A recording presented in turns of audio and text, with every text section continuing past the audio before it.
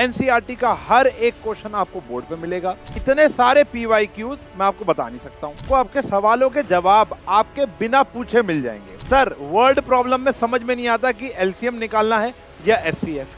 MCQ में अटकते हो तो एमसीक्यू भी क्वेश्चन आ जाएंगे और उनकी ट्रिक भी आ जाएगी। बहुत सारी टिप्स दूंगा कि इस चैप्टर को आपने प्रिपेयर कैसे करना है। Trust me, I can bet on this कि आप एक बारी वन शॉट देख लो, आपको आपके mid terms, UTs, pre board और बोर्ड में इस चैप्टर को कहीं से भी उठाने की जरूरत पड़ेगी। चलते हैं इस चैप्टर का ऐसा ऐतिहासिक टॉपिक पर जो अगर पेपर में नहीं आया तो मैं पढ़ाना छोड़ दूं। हेलो बच्चों, नमस्कार सभी को। स्वागत आप सभी का साइंस एंड फन पर, जहां टीचर्स आपको दिल और दिमाग दोनों से पढ़ाते हैं। ये रियल नंबर्स का वन शॉट नहीं है, this is the super one shot of real numbers. तो भैया क्लास 10 मैथमेटिक्स का पहला चैप्टर का सुपर वन शॉट आज पेश करूंगा। सुपर वन शॉट मैं इसको इसलिए बोल रहा हूं क्योंकि यहां पर आपको मिलेगी पूरी की पूरी एनसीईआरटी बेस्ड एक्सप्लेनेशन सारे कॉन्सेप्ट की। एनसीईआरटी का हर एक क्वेश्चन आपको बोर्ड पे मिलेगा। उसके बाद लेक्चर खत्म नहीं होगा, उसके बाद मिलेंगे आपको पीवाईक्यूज। इतने सारे पीवाईक्यूज मैं आपको बता नहीं सकता हूं। आपको मिलेगी यहां पर केस स्टडी, यहां पर आपको आपके सवालों के जवाब आपके बिना पूछे मिल जाएंगे। एक सवाल तो सभी का होगा, सर वर्ड प्रॉब्लम में समझ में नहीं आता कि एलसीएम निकालना है या एचसीएफ। इतने सारे क्वेश्चन बेहतरीन एग्जांपलों से समझा दूंगा कि एलसीएम कब निकालना है और एचसीएफ कब निकालना है। एमसीक्यू में अटकते हो तो एमसीक्यू भी क्वेश्चन आ जाएंगे और उनकी ट्रिक भी आ जाएगी। तो मतलब एक ऐतिहासिक लेक्चर आज शूट करने जा रहा हूं मैं। आई होप आपको समझ में आएगा, मजा आएगा। पूरा एंड तक देखना और इन्वॉल्वमेंट के साथ, एंड बहुत सारी टिप्स दूंगा कि इस चैप्टर को आपने प्रिपेयर कैसे करना है। अगर आपने उस सारी के सारी टिप्स पर अमल कर लिया, वो सारे नोट्स बना लिए, तो trust me, I can bet on this कि आप एक बारी वन शॉट देख लो, मेरी कही हुई सारी बातें अपना लो, आपको आपके mid terms, UTs, pre board और बोर्ड में इस चैप्टर को कहीं से भी उठाने की जरूरत पड़ेगी नहीं। ये वैसे तो चैप्टर बड़ा आसान है, लेकिन एनसीईआरटी के बाहर बहुत प्यारे ऐसे क्वेश्चन हैं जो मैं यहां पर आपको आज कराने वाला हूं। तो क्वेश्चन देखेंगे, एक एक क्वेश्चन देखेंगे, एक एक कॉन्सेप्ट देखेंगे। तो आई रिक्वेस्ट कि सभी बच्चे अपनी अपनी नोटबुक निकाल लें, पेन निकाल लें, क्योंकि भैया मैथ्स की पढ़ाई है, ये सिर्फ देखकर तो नहीं हो सकती, ठीक है ना। तो शुरू करेंगे विदाउट वेस्टिंग एनी टाइम। तो चैप्टर का नाम है प्यारे बच्चों रियल नंबर्स। थोड़ा सा फ्लैशबैक पे चलते हैं, 9th स्टैंडर्ड पर चलते हैं। 9th स्टैंडर्ड का जो हमारा पहला चैप्टर था, उस चैप्टर का नाम था नंबर सिस्टम, यानी universe of all the numbers. ऐसा सिस्टम जिसके अंदर बहुत सारे नंबर्स आते हैं। तो रियल नंबर्स भी हम कह सकते थे पिछले साल के चैप्टर को, वहीं से ये चीजें शुरू हुई हैं। तो रियल नंबर्स, अगर मैं बात करूं रियल नंबर क्या होता है, तो दुनिया जहान के सारे नंबर्स को हम रियल नंबर्स कहते हैं, जो रियलिटी में एग्जिस्ट करते हैं। कुछ ऐसे नंबर्स होते हैं जो रियलिटी में एग्जिस्ट करते ही नहीं है। वो नंबर्स होते हैं कॉम्प्लेक्स नंबर्स, जो अगर हम 11 तक पहुंचे, जो कि मैं पूरा विश्वास है आप लोग पहुंचेंगे। देखो मेरा मतलब है पहुंचने से कि आप 11th में मैथमेटिक्स लो। अगर आप 11th में मैथमेटिक्स लेते हो तो chapter number 4 that is complex numbers आपको वहां सीखने को मिलेगा। वहां पे पता चलेगा कि नंबर्स रियल तो होते ही होते हैं, कॉम्प्लेक्स यानी इमेजिनरी नंबर्स भी होते हैं। बात की बात है। तो रियल नंबर्स यानी दुनिया जहान के सारे नंबर्स, ये दो पार्ट्स में डिवाइडेड है। पहला रैशनल नंबर्स, ठीक है जी, और दूसरा इर्रेशनल नंबर्स। मैं ये मान के चल रहा हूं कि आपका बेस भी बहुत वीक है, आपको नहीं पता नेचुरल क्या होता है, ऑड, इवन, प्राइम, कंपोजिट क्या होता है। तो पूरा बेस बना के चलूंगा। मैं कह रहा हूं ना, this is a super one shot, हर सवालों के जवाब होंगे। इर्रेशनल नंबर और एक आ गया हमारा रैशनल नंबर। तो रैशनल नंबर की परिभाषा आप जानते होंगे, द नंबर्स, ऐसे numbers which can be converted into p by q form, उसको हम बोलते हैं rational number. q not equals to 0, q 0 के बराबर नहीं होगा, ठीक है जी। और इर्रेशनल नंबर्स होते हैं numbers which can't be converted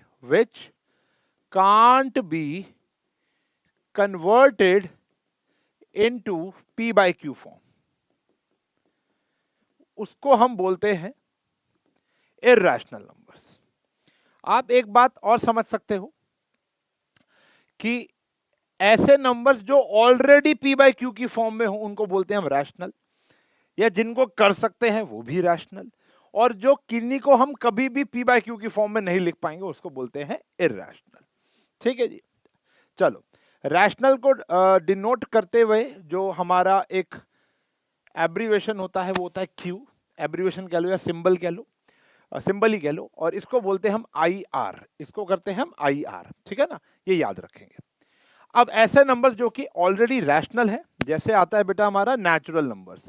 अब नेचुरल नंबर्स तो नेचुरल नंबर यानी काउंटिंग हो गई ना, 1 2 3 4 5 6 7 8 9 10, ये तो काउंटिंग हो गई, क्योंकि सबका मालिक एक, नीचे कुछ नहीं है तो एक, आगे कुछ नहीं है तो एक, ऊपर कुछ नहीं है तो एक। मैं हमेशा एक बात कहता हूँ, तो इसके नीचे कुछ नहीं है तो 1, तो ये पी बाई क्यू की फॉर्म में हो गया। दूसरे की बात करते हैं होल नंबर। होल नंबर वो होते हैं जो 0 से स्टार्टेड होते हैं, ये सब भी क्या होते हैं बेटा हमारे रैशनल नंबर्स। फिर तीसरे की अगर हम बात करते हैं इंटीजर्स, जितने भी नेगेटिव और पॉजिटिव नंबर्स होते हैं, ठीक है ना, ये सारी चीजें इस्तेमाल होंगी, -3 -2 -1 0 1 2 3, ये सारे के सारे हो गए हमारे इंटीजर्स। चौथे की बात आप कर सकते हो, जैसे जो फ्रैक्शन वाले नंबर्स होते हैं वो सारे के सारे यहाँ पर आ जाएंगे, 2/7 7/2 9 3/5, ये सारे के सारे नंबर आ गए। उसके बाद डेसिमल की बात करोगे, डेसिमल नंबर्स की बात करोगे तो वो वाले डेसिमल आएंगे जो टर्मिनेटिंग डेसिमल एक्सपेंशन, यानी जो पॉइंट के बाद रुक जाते हैं उनको बोलते हैं टर्मिनेटिंग डेसिमल एक्सपेंशन। पॉइंट हटाया, नीचे 100 10 या 1000 लगाया और वो पी बाई क्यू की फॉर्म में हमारा कन्वर्ट हो गया। दूसरे होते हैं non terminating but repeating decimal expansion. याद होगा 1.7 बार वाले नंबर, इनको भी आपने पी बाई क्यू की फॉर्म में कन्वर्ट करना सीखा था 9th स्टैंडर्ड में। आता है तो अच्छी बात, नहीं आता तो कोई बात नहीं है, यहां पर कोई इस्तेमाल नहीं है, बस पता होना चाहिए कि जो बार वाले नंबर होते हैं वो भी हमारे रैशनल नंबर होते हैं। ठीक है जी। अब इसके साथ साथ ये बात तो आप जानते ही होंगे कि प्राइम नंबर क्या होता है और कंपोजिट नंबर क्या होता है, ये मैं अगली स्लाइड में ही बताऊंगा। ऑड इवन के बारे में तो आपको ज्ञान होगा ही होगा, बाकी प्राइम कंपोजिट को प्राइम इनके ऊपर डीपली बात करेंगे क्योंकि चैप्टर बेस्ड इस पर है, वो आने वाले स्लाइड्स पर करेंगे। चलो जी, तो ये तो हो गया हमारा एक छोटा सा इंट्रोडक्शन ऑफ रैशनल नंबर, और जिनको आप कभी भी पी बाई क्यू की फॉर्म में कन्वर्ट नहीं कर पाओगे वो होते हैं बेटा हमारे इररेशनल नंबर, जैसा होता है non terminating, non repeating, non terminating, non repeating, यानी जो ना रुकता है ना ही झुकता है, मतलब पुष्पा नंबर हो गया, जो ना ही रुकेगा और ना ही रिपीट होगा। जैसे 3.01 001 000 1 चलता जा रहा है, तो ये नंबर क्या है, नॉन टर्मिनेटिंग, नॉन रिपीटिंग, कभी भी पी बाई क्यू की फॉर्म में कन्वर्ट नहीं हो पाएगा। पाई सबसे बढ़िया एग्जांपल है, पी बाई क्यू की फॉर्म में कभी भी कन्वर्ट नहीं होता। अब कई बच्चों के मन में बात आएगी कि सर पाई जो होता है वो तो 22/7 होता है। अरे नहीं होता, पाई सिमिलर, देखो पाई की जो वैल्यू है प्यारे बच्चों वो बराबर नहीं होती 22/7 के, पाई की वैल्यू आसपास होती है 3.14 या 22/7 के। अगर आप इंटरनेट पे गूगल करके देखो तो आपको पता चल जाएगा पाई की असली वैल्यू क्या है। औकात नहीं, वैल्यू, औकात तो बहुत ज्यादा भाई की, ठीक है ना। तो पाई की वैल्यू पॉइंट के बाद रुकती ही नहीं है, तो पाई को कैलकुलेशन करने के लिए हम ये कंसीडर कर लेते हैं, क्वेश्चन में लिखा भी होता है, लेकिन वैसे पाई की वैल्यू इररेशनल मानी जाती है, मानी जाती होती है। उसके बाद जितने भी रूट के अंदर आपके अगर मान लो प्राइम नंबर आ जाते हैं, ठीक है जी, जिनका जो नॉन परफेक्ट स्क्वायर कह सकते हो, नॉन परफेक्ट स्क्वायर, ठीक है ना, मतलब जिनका स्क्वायर रूट पॉसिबल नहीं होता, जैसे √2 हो गया, √3 हो गया, √5 हो गया, √7 हो गया, √6 हो गया, √8 भी हो गया, √10 हो गया, √11 हो गया। लेकिन अगर हम बात करें √4 की तो बाहर आ जाता है, √9 की तो बाहर आ जाता है, √16 बाहर आ जाता है, तो वो क्या बन जाएंगे हमारे रैशनल। एक छोटा सा ब्रीफ दे दिया बेटा मैंने आपको, क्या रैशनल है और क्या इररेशनल है। ठीक है जी, नहीं थोड़ा फास्ट ट्रैक पे पढ़ा है क्योंकि ऑलरेडी मेजॉरिटी बच्चों को आता होगा, जिनको नहीं आता होगा वो भैया देख सकते हैं, आराम से देखें, कोई टेंशन नहीं है, फिर आगे बढ़ेंगे। एक सवाल आपके बच्चों के मन में ये जरूर उठ रहा होगा कि सर पिछली बारी आपने कई बारी ये चैप्टर पढ़ाया हुआ है इस चैनल पर, इसके तो 3 से लेकर 4 रिकॉर्डेड ऑलरेडी अवेलेबल है, तो इसमें क्या खास बात है मैं बताता रहा हूँ आज तक ऐसा, और आने वाले सारे चैप्टर में इसी पैटर्न पे फॉलो करने वाला हूँ। सही है जी, मैं इसी पैटर्न पे फॉलो करूंगा। मैं आपको थोड़ा सा ब्रीफ ऑफ माय स्लाइड दे दूं, पहले हम सारे कॉन्सेप्ट पढ़ेंगे। ये आ गया प्यारे बच्चों एनसीईआरटी के क्वेश्चन आ गए आपके, ठीक है ना। ये एनसीईआरटी चल रही है, साथ साथ कुछ एनसीईआरटी के क्वेश्चन ही ऐसे हैं जो सीबीएसई के अंदर आ रखे हैं। तो मैंने बताया देखो 2023 में आया, ये 16 और 22 में आया, साथ साथ पीवाईक्यूज ही बताता चल रहा हूँ। अच्छा देखो ये एनसीईआरटी का सवाल नहीं है, टॉपिक के अंदर ऐड ऑन किया एक नया क्वेश्चन जो 2019 और 2022 में आया था। फिर ये एक वर्ड प्रॉब्लम आ गई, basic word problem, 2 word problem concept समझाने के लिए, आगे बहुत सारी आएंगी। और फिर बेटा हमारा जो 100% टॉपिक पेपर में आएगा ही आएगा, नहीं आएगा तो पढ़ाना छोड़ देगा तुम्हारा भाई, ठीक है ना। तो इसके हम खुद क्वेश्चन यहाँ पे क्रिएट करेंगे, देखो खाली जगह छोड़ी है। और उसके बाद अगर हम बात करेंगे तो स्टार्ट हो जाएंगे हमारे इंपॉर्टेंट क्वेश्चन, जिसके अंदर पीवाईक्यूज भी देखने को मिलेंगे और एक किताब के बेहतरीन क्वेश्चन जो कि तुम्हारा भाई अपने हाथ से लिख कर आया है, ठीक है। चलो, और कुछ टाइप्ड भी है। तो मेहनत लगी है भैया, मेहनत लगेगी आपकी भी और हमारी भी, लेकिन एक बारी अगर ये हमने बना दिया और आप लोगों ने कर लिया तो भैया इतिहास लिखा जाएगा, ठीक है जी। तो उसके बाद क्या होगा आप खुद जानते हो, अच्छे नंबर आ जाएंगे इस टॉपिक पर। Got it? रैशनल डन है, इरैशनल डन है। चलो, इस चैप्टर का पहला टॉपिक आता है fundamental theorem of arithmetic. Fundamental theorem of arithmetic, पहले तो मैं बोलूंगा बेसिक वाले बच्चे जो हैं वो तो भैया ऐसे याद कर लो, ये 2 नंबर में ना लिखनी भी आ जाती है, ठीक है ना। ये कभी कभी 2 मार्क्स में लिखनी भी आ जाती है, डायरेक्ट लिखनी है, ठीक है ना। तो पहले समझ लेते हैं। कह रहे एवरी कॉम्पोजिट नंबर, अब ये कॉम्पोजिट नंबर क्या होता है आओ समझते हैं। देखो पहली परिभाषा तो आती है कॉम्पोजिट नंबर की, और एक होता है prime number. Can be expressed यानी factorise as the product of prime. तो प्राइम क्या होता है अब ये भी समझ लेते हैं। देखो बचपन की परिभाषा बताता हूं, जो नंबर अपनी टेबल और 1 की टेबल में आएगा उसको प्राइम बोलते हैं। जो अपनी 1 की टेबल में तो आएगा ही आएगा, औरों की भी टेबल में आएगा उसको हम कंपोजिट कहते हैं। अब बड़े बच्चों की डेफिनेशन ये कि ऐसा नंबर जिसके 2 ही फैक्टर हो, एग्जैक्टली 2 फैक्टर, 1 एंड इटसेल्फ, उसको बोलेंगे प्राइम नंबर। जैसे 2 खुद के टेबल में आता है और 1 के टेबल में आता है। ऐसा ही 3 खुद के टेबल में आता है और 3 के टेबल में आता है। 5 खुद के और 3 और 5 के टेबल में आता है। लेकिन जो 4 है वो खुद के टेबल में भी आ रहा है, 1 के टेबल में भी आ रहा है और 2 के टेबल में भी आ रहा है, इसलिए वो क्या हो गया कंपोजिट हो गया। इसलिए वो क्या हो गया कंपोजिट नंबर हो गया। तो पहले तो बाइफरकेट कर लेंगे क्या प्राइम है और क्या कंपोजिट है। 3 सेकंड तक गिनूंगा, आप पहले ये बताओ कि 1 क्या है, प्राइम है, कंपोजिट है, क्या है। 1 2 3। तो अगर सबने गेस किया है तो 1 ना तो प्राइम है ना कंपोजिट है। क्यों? क्योंकि वो ना प्राइम की डेफिनेशन फुलफिल कर रहा है ना ही कंपोजिट की। प्राइम की डेफिनेशन है 2 फैक्टर, कंपोजिट है मोर देन 2 फैक्टर। 1 का तो बेचारा एक ही फैक्टर है, तो वो बस एक नेचुरल नंबर है, न्यूट्रल नंबर है, ठीक है भाई। चलो ये क्या हो गया। अच्छा इसके बाद हम बात करेंगे, इसके बाद अगर मैं बात करूं प्यारे बच्चों कि को प्राइम के ऊपर अभी हम आएंगे, तो प्राइम हो गया और कंपोजिट नंबर हो गया। What is the smallest prime number? That is 2. सबसे छोटा प्राइम नंबर तो फिर 2 हो गया। And what is the only prime number जो कि इवन है, वो भी 2 है। स्मॉलेस्ट कंपोजिट नंबर कौन सा है? 4 है। ये छोटी छोटी बातें इनको याद रखना, जो मैंने बोली रिवाइंड कर लो, एक पेपर पे लिख लो, बड़ी इंपॉर्टेंट थी, अभी आगे जाके हम लिखेंगे भी। चलो, तो एवरी कंपोजिट नंबर यानी ऐसा कोई भी नंबर अपने दिमाग में सोच लो जिसके 2 से ज्यादा फैक्टर होंगे, हम उसको तोड़कर, फैक्टराइजेशन का मतलब क्या होता है? तोड़कर प्रोडक्ट ऑफ प्राइम, यानी हम तोड़कर उसको प्राइम नंबर के प्रोडक्ट में कन्वर्ट कर सकते हैं। And this factorisation is unique. Unique का मतलब क्या है कि आप इंडिया के किसी भी कोने में कर लो, बुर्ज खलीफा की टॉप पर बैठ के कर लो, आप अच्छे इंसान हो, बुरे इंसान हो, आप बस ये टॉपिक आना चाहिए, फैक्टराइज करना आना चाहिए, तो आपकी और मेरी फैक्टराइजेशन सेम होगी, यूनिक नेचर की होगी, चाहे हम एक दूसरे को जानते हैं एक दूसरे को नहीं जानते।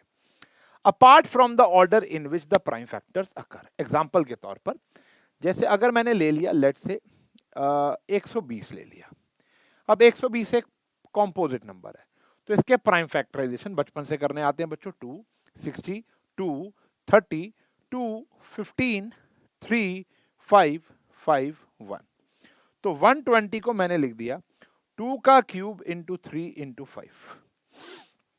तो मैंने कंपोजिट नंबर को प्रोडक्ट ऑफ प्राइम लिख दिया। And this prime factorisation is unique. आप भी करोगे तो भी यही आएगी, मैं भी करूंगा तो भी यही आएगी। हाँ, फर्क ये हो सकता है कि मेरे नंबर आगे पीछे हो सकते हैं, हो सकता है पहले ही आपने 5 से कर दिया और 3 से कर दिया, पहले आपने 3 से किया, फिर 2 से किया, फिर 5 से किया, फिर 2 और 2 से किया, चलेगा, क्योंकि प्रोडक्ट हो रहा है ना। ए बी सी बोल लो, बी ए सी बोल लो, सी ए बी बोल लो, बात तो एक ही है।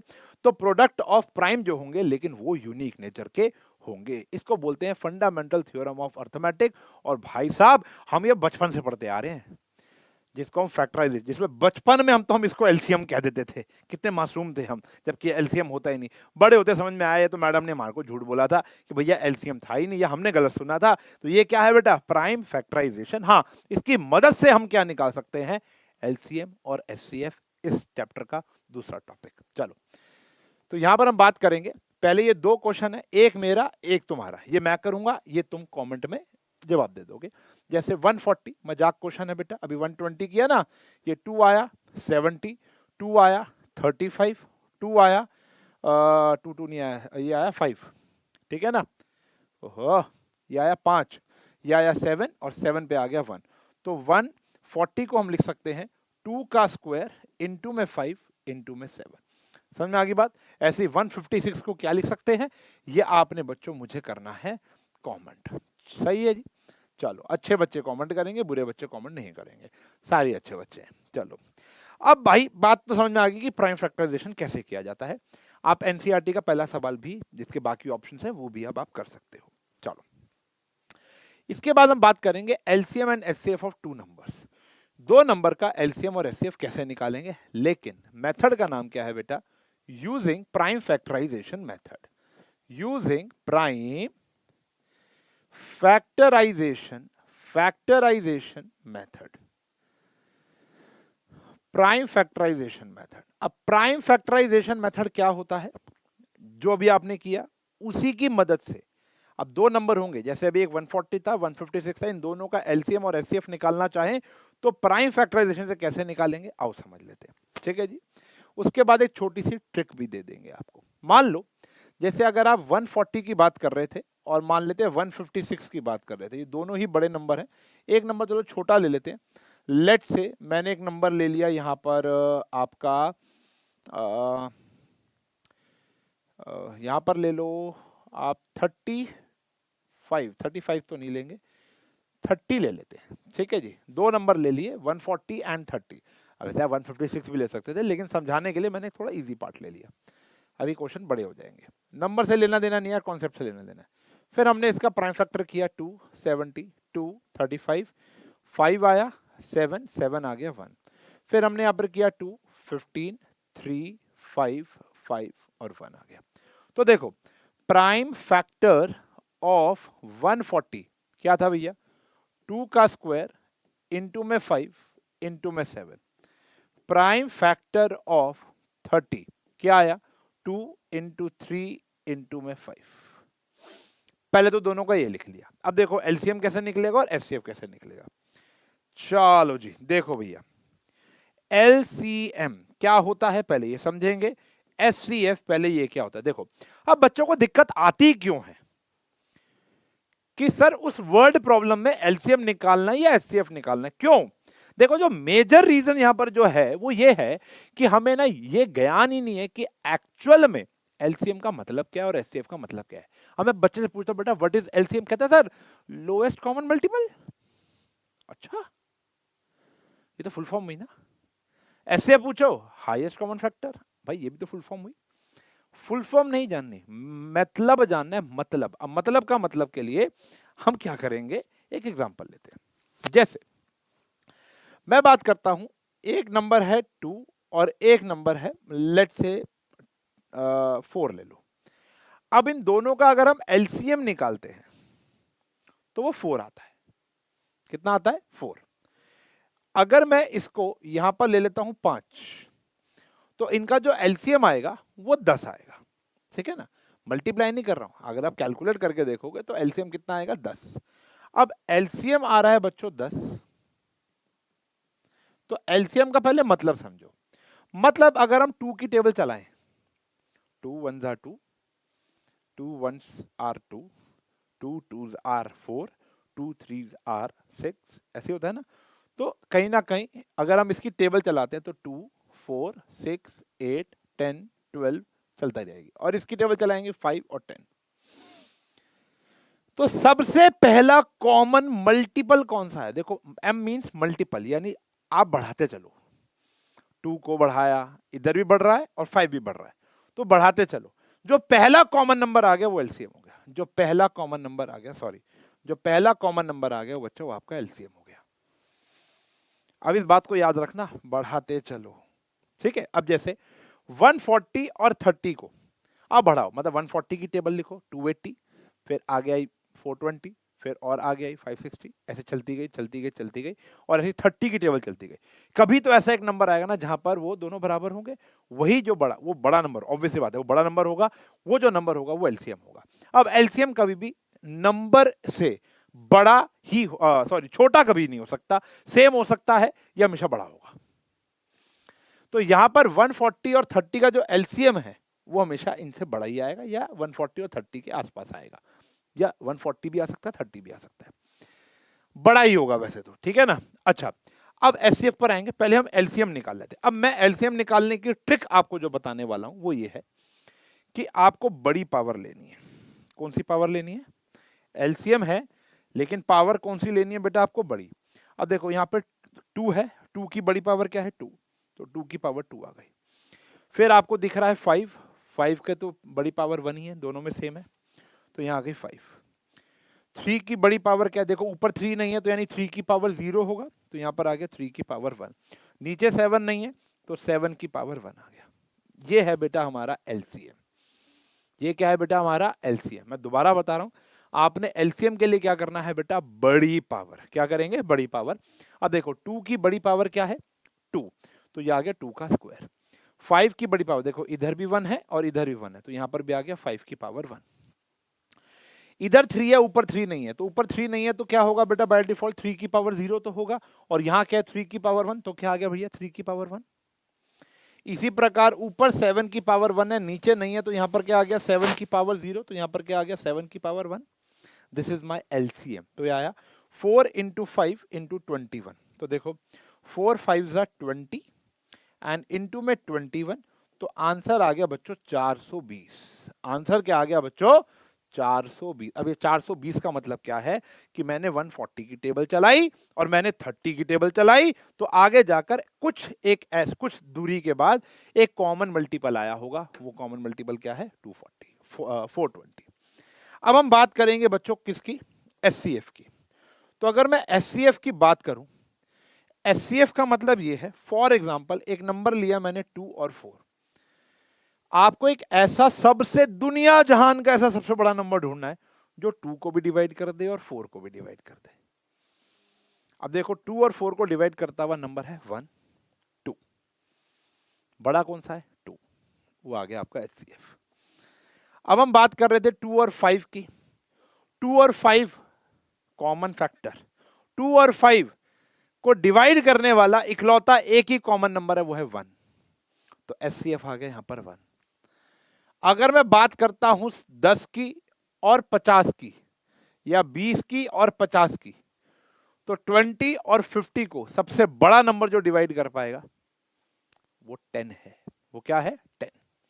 और अगर मैं यहां पर लिखता हूं, लेट्स से यहां पर लिख दिया मैंने 20 और यहां पर लिख दिया 60, तो 20 और 60 को सबसे बड़ा नंबर जो डिवाइड कर पा रहा है 20। पसंद में आ गई? तो ये है बेटा हमारा एचसीएफ। अब एचसीएफ के लिए देखो है एचसीएफ, लेकिन यहां पर छोटी पावर।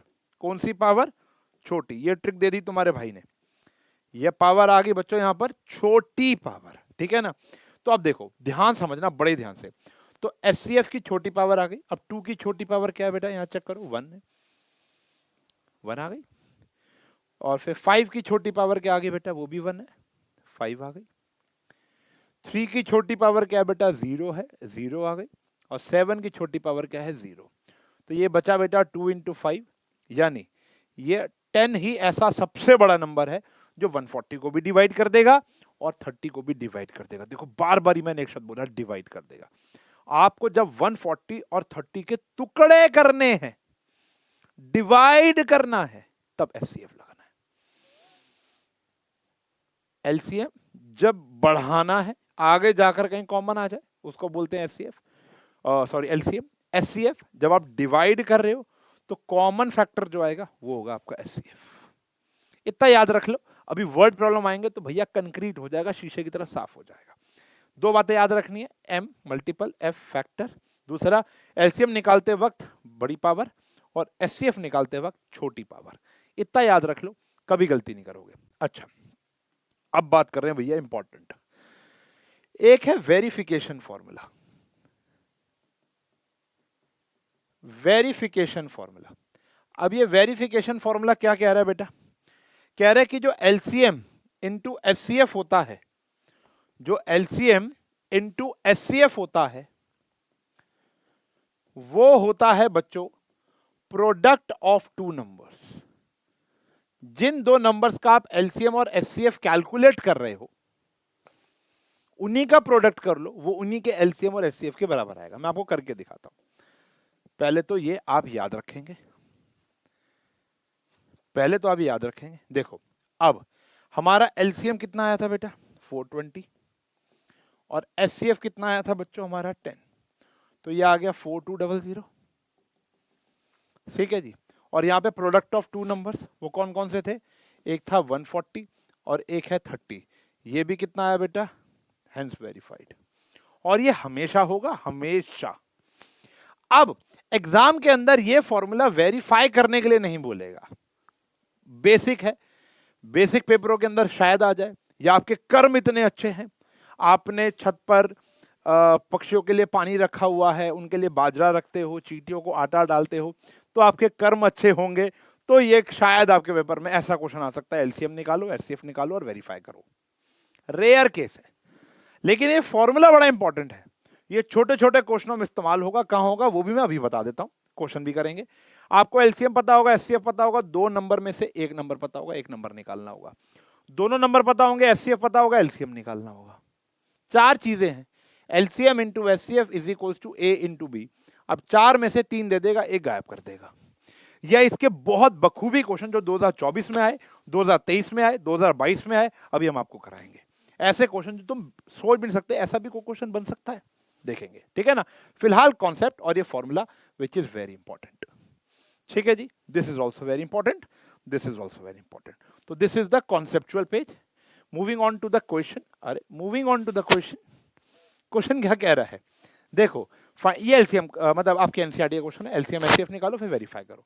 26 और 91, एक क्वेश्चन और करा रहा हूं फिर आगे बढ़ेंगे। इसका एक आध पार्ट आप लोग घर पे भी कर सकते हैं, जैसे 26 और 91। सबसे पहला काम 26 का प्राइम फैक्टर 2, 13, 13, 1। 91 की बात करोगे बेटा, ये आया 7, 13 और 13, 1। 7, 13, 13 और 1, यही आ गया। चलो अब हम बात करेंगे, पहले तो लिख देते हैं प्राइम फैक्टर ऑफ 26, ये आया 2 इंटू 13, और prime factor of 91 which is 7 into 13। तो सबसे पहले हम निकालेंगे एलसीएम। एलसीएम बोले तो बेटा बड़ी पावर है, ठीक है जी। अब यहाँ पर 2 की पावर 1 है, यहाँ पर तो 2 की पावर क्या है 0, तो यहाँ पर आ गई 2 की पावर 1। फिर यहाँ पे 13 की पावर 1, 13 की पावर 1, तो यहाँ पर भी आ गई 13 की पावर 1। 7 की पावर 1, यहाँ पर आ गई 7 की पावर 0, तो यहाँ पर आ गई 7 की पावर 1। सिंपल है, ठीक है ना। तो यहाँ पर आ गया भैया हमारा, चेक करेंगे 26 इंटू में 7 कर लो, 26 इंटू में 7 42, 182 आ गया, ठीक है जी। तो 182 हमारा एलसीएम आ गया। यानी जब 26 का टेबल लिखूंगा और 91 का टेबल लिखूंगा तो कहीं ना कहीं जो नंबर बराबर आएंगे वो यही होगा, मतलब 91 2 हो गया और 26 के भी 7 ही हो गया, दिख ही रहा है आपको। तो फिर हम बात करेंगे बेटा एचसीएफ की, वो होती है छोटी पावर। 2 की छोटी पावर कौन सी है बेटा 0, 13 की छोटी पावर है 1 और 7 की छोटी पावर है बेटा 0। तो आंसर क्या आ गया बेटा हमारा 13 आ गया। तो हमारा आंसर क्या आ गया प्यारे बच्चों 13। तो एलसीएम आ गया हमारा 182, एचसीएफ आ गया बेटा हमारा 13। एंड अब हम करेंगे वेरीफाई, वेरिफिकेशन करेंगे प्यारे बच्चों, वेरिफिकेशन। ध्यान से देखो कि जो एलसीएम है इंटू एचसीएफ है, क्या आया बच्चों प्रोडक्ट ऑफ टू नंबर्स। क्या है बेटा प्रोडक्ट ऑफ टू नंबर्स। अब एलसीएम इंटू एचसीएफ कितना आया 182 इंटू में 13, ये आप चेक करना। और यहाँ प्रोडक्ट ऑफ टू नंबर्स क्या क्या था, 26 और 91, ये आप चेक कर लेना, बराबर आ जाएगा। माँ कसम खा के कह रहा हूँ यार, कोई टेंशन लेने वाली बात नहीं है। सही है जी, पक्का है जी, डन डन डन। ओ ओ ओ, सही है सही है सही है। चलो अब हमें एलसीएम एचसीएफ निकालना आ गया, वेरिफिकेशन भी आ गई भाई साहब। ये आपका होमवर्क है। होमवर्क क्या है, कमेंट में बताओ एलसीएम क्या होगा, कमेंट में बताओ एचसीएफ क्या होगा, और कमेंट में वेरिफिकेशन मत करना, ये दो बता दो, ठीक है जी। तो इतना काम हमारा चक्के हो गया है जी, चक्के मतलब बढ़िया से हो गया है जी। चलो आगे बढ़ेंगे जी। अब आते हैं 3 नंबर्स का एलसीएम और एचसीएफ, ये भी निकालना जरूरी है, लेकिन इसकी कोई वेरिफिकेशन नहीं है, तरीका सेम है। एलसीएम बड़ी पावर, एचसीएफ छोटी पावर, गॉट इट। चलो जी, क्या कह रहे हैं प्यारे बच्चों, पहले 12 का प्राइम फैक्टराइजेशन, टुच्चा सा क्वेश्चन है भैया। ओके, तो यहां पर आया 2 6 2 3 3 1 3 5 5 1 3 7 7 1। 12 का प्राइम फैक्टर 2 का स्क्वायर इंटू में 3, उसके बाद 15 का प्राइम फैक्टर 3 इंटू 5। अच्छा ये भी एक ट्रिक है, ठीक है ना, और मतलब सेम के नीचे सेम नंबर लग दो, 3 इंटू में यहाँ पर आ गया 7। बाकी ऐसा नहीं है कि ऐसा ही लिखना है, जैसे कर रहे थे वैसे भी ठीक है। 3 इंटू 5 आ गया और 3 इंटू 7 आ गया। चलो अब हमें क्या करना है बेटा, सबसे पहले निकाल लो एलसीएम। एलसीएम का मतलब बड़ी पावर, 2 की सबसे बड़ी पावर क्या है सब में, 2, तो 2 का स्क्वायर आ गया। 3 की सबसे बड़ी पावर क्या है, 1 है। 5 की सबसे बड़ी पावर भी 1 है, और 7 की सबसे बड़ी पावर भी 1 है। तो ये आ जाएगा बेटा आपका एलसीएम। अगर हम बात करें प्यारे बच्चों एचसीएफ की, तो 2 की सबसे छोटी पावर 0 है, तो 2 की पावर 0। 3 की सबसे छोटी पावर 1 है। 5 की सबसे छोटी पावर 0 है, और 7। वैसे एचसीएफ का तो एक और ट्रिक है जो कॉमन आ रहा है, कॉमन देखो जो सब में कॉमन है वो 3 ही है, तो 3 आ गया कॉमन, मतलब कॉमन, ठीक है ना। अगर बाकी अच्छा कभी कभी क्या होता है कुछ भी कॉमन नहीं होता, एक भी चीज, जैसे यहाँ पे 3 3 3 तो कॉमन आ गई ना, तीनों में कुछ कॉमन ही नहीं है, इसके पास 3 है, इसके पास है, इसके पास है ही नहीं, तो एचसीएफ हो जाएगा 1, क्योंकि सबकी पावर ही क्या आ रही है बच्चों, 0 आ रही है। लेकिन यहाँ पर हमारा आंसर क्या आ गया, 3 आ गया। तो 3 नंबर का भी एलसीएम एचसीएफ निकालना सीख लिया प्यारे बच्चों, बहुत बेसिक चल रहा है यार, अभी काम बहुत चक्के करना है, बहुत उठा के, मतलब मैं कह रहा हूं ऐसा हाई लेवल काम कर देंगे आज हम, चिंता छोड़ दो। लेकिन पहले बेस, सीधा ऊपर नहीं जाना, जो सीधा ऊपर जाता है वो गिरता है, ठीक है जी, ये ध्यान रखना। सीढ़ियों से चढ़ोगे बढ़िया तरीका है, बेस्ट तरीका है भाई। चलो जी, given that HCF of 306 and 657 is 9, you have to find the LCM. अब मैंने ना, जब मैं ऑफलाइन पढ़ा रहा था पेड बैच के बच्चों के साथ लाइव क्लास, तो मैंने बोला कि चलो बेटा ये वाला आप काम करो। मैंने कहा आपको एलसीएम लगाना आता है ना, कहते हैं हाँ सर हमको एलसीएम निकालना आता है। मैंने कहा चलो, तो मैं 2 मिनट वहीं वॉक करता रहा। जो बच्चे पेड बैच के हैं वो जानते हैं, मैं क्लास के अंदर ऐसी वॉक करता रहता हूँ और हल्के हल्के गाने गुनगुनाता रहता हूँ, ठीक है ना। अब मैंने बच्चों को बोला कि भैया एलसीएम निकालो। क्लास ऑफलाइन के अंदर 70-75 बच्चा, ऑनलाइन के अंदर हजारों बच्चा, सेम एक ही बात कर रहा है। लगभग ज्यादा बच्चे, मतलब मेजॉरिटी बच्चे क्या कर रहे थे, एलसीएम निकाल रहे हैं सर ऐसे और ऐसे। अभी यहाँ पे मैं कैमरे के सामने बात कर रहा हूँ ना, अगर तुमको भी कहूंगा ना भैया ऐसे करो, तो तुम भी शायद ऐसे ही करते। क्यों, क्योंकि हमने एलसीएम सीखा ही ऐसे। लेकिन यहां पर हमारा वो वेरिफिकेशन वाला फॉर्मूला काम आएगा। मैं आपको फिर कह रहा हूं, ये क्वेश्चन मैंने यहां पर लिखा नहीं कितनी बारी आया है, लेकिन भैया आप मान के चलो ये क्वेश्चन बहुत इंपॉर्टेंट है। सेम क्वेश्चन नहीं, नंबर तो बदलते रहेंगे। इस जॉनर का क्वेश्चन बड़ा इंपॉर्टेंट है, इस साल भी आया था, हर साल बेसिक के पेपर में तो आता ही आता है, स्टैंडर्ड में भी एमसीक्यू के अंदर आता है कि 4 में से कोई 3 चीजें देगा, एक गायब कर देगा। तो बेटा ध्यान से देखो, हमारे को एचसीएफ की वैल्यू दे रखी है 3, पहला नंबर दे रखा है 306 और दूसरा नंबर दे रखा है 657। आपको निकालना है प्यारे बच्चों एलसीएम। तो जो आपको एलसीएम निकालना है, फॉर्मूला क्या हो गया फिर वही बेटा, LCM into HCF, LCM product of 2 numbers, यही हो गया बेटा, प्रोडक्ट ऑफ 2 नंबर्स। तो एचसीएफ क्या है बेटा हमारा, एचसीएफ कितना है हमारा 3, क्या निकालना है प्यारे बच्चों LCM, product of 2 number 306 into में 657।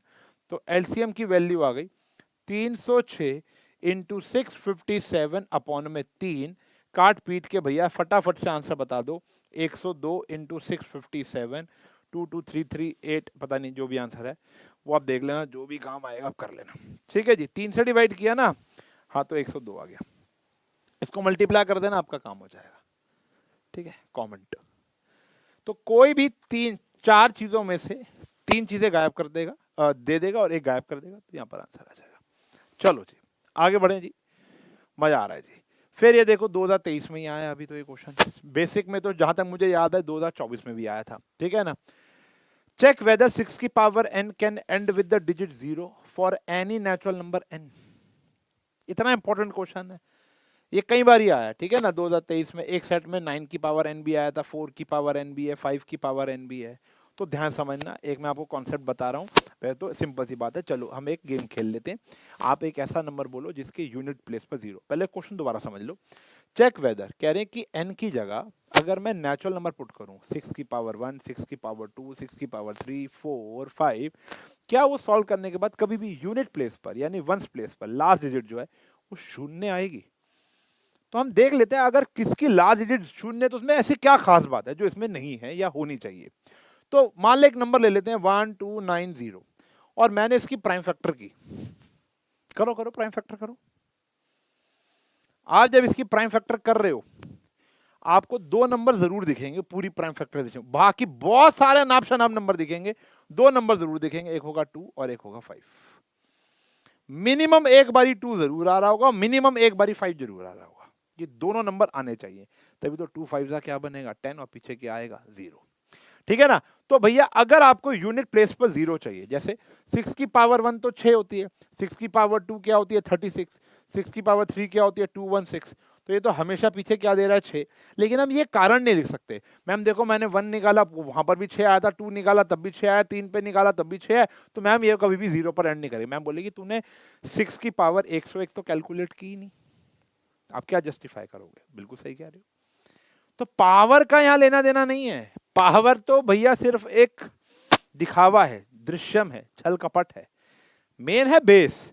ये जो बेस है ना यही है मेन बेटा, क्योंकि इसकी प्राइम फैक्टर ही डिपेंड करेगी सबके ऊपर। तो भैया पहली बात तो नो, ये तो समझ में आ गया। 6 की power n can't and with digit 0, can't and with unit digit 0, unit digit 0, because for unit digit 0, for unit digit 0, unit digit 0 के लिए a number needs 2 and 5 both as its prime factor, both as its prime factor. सही है।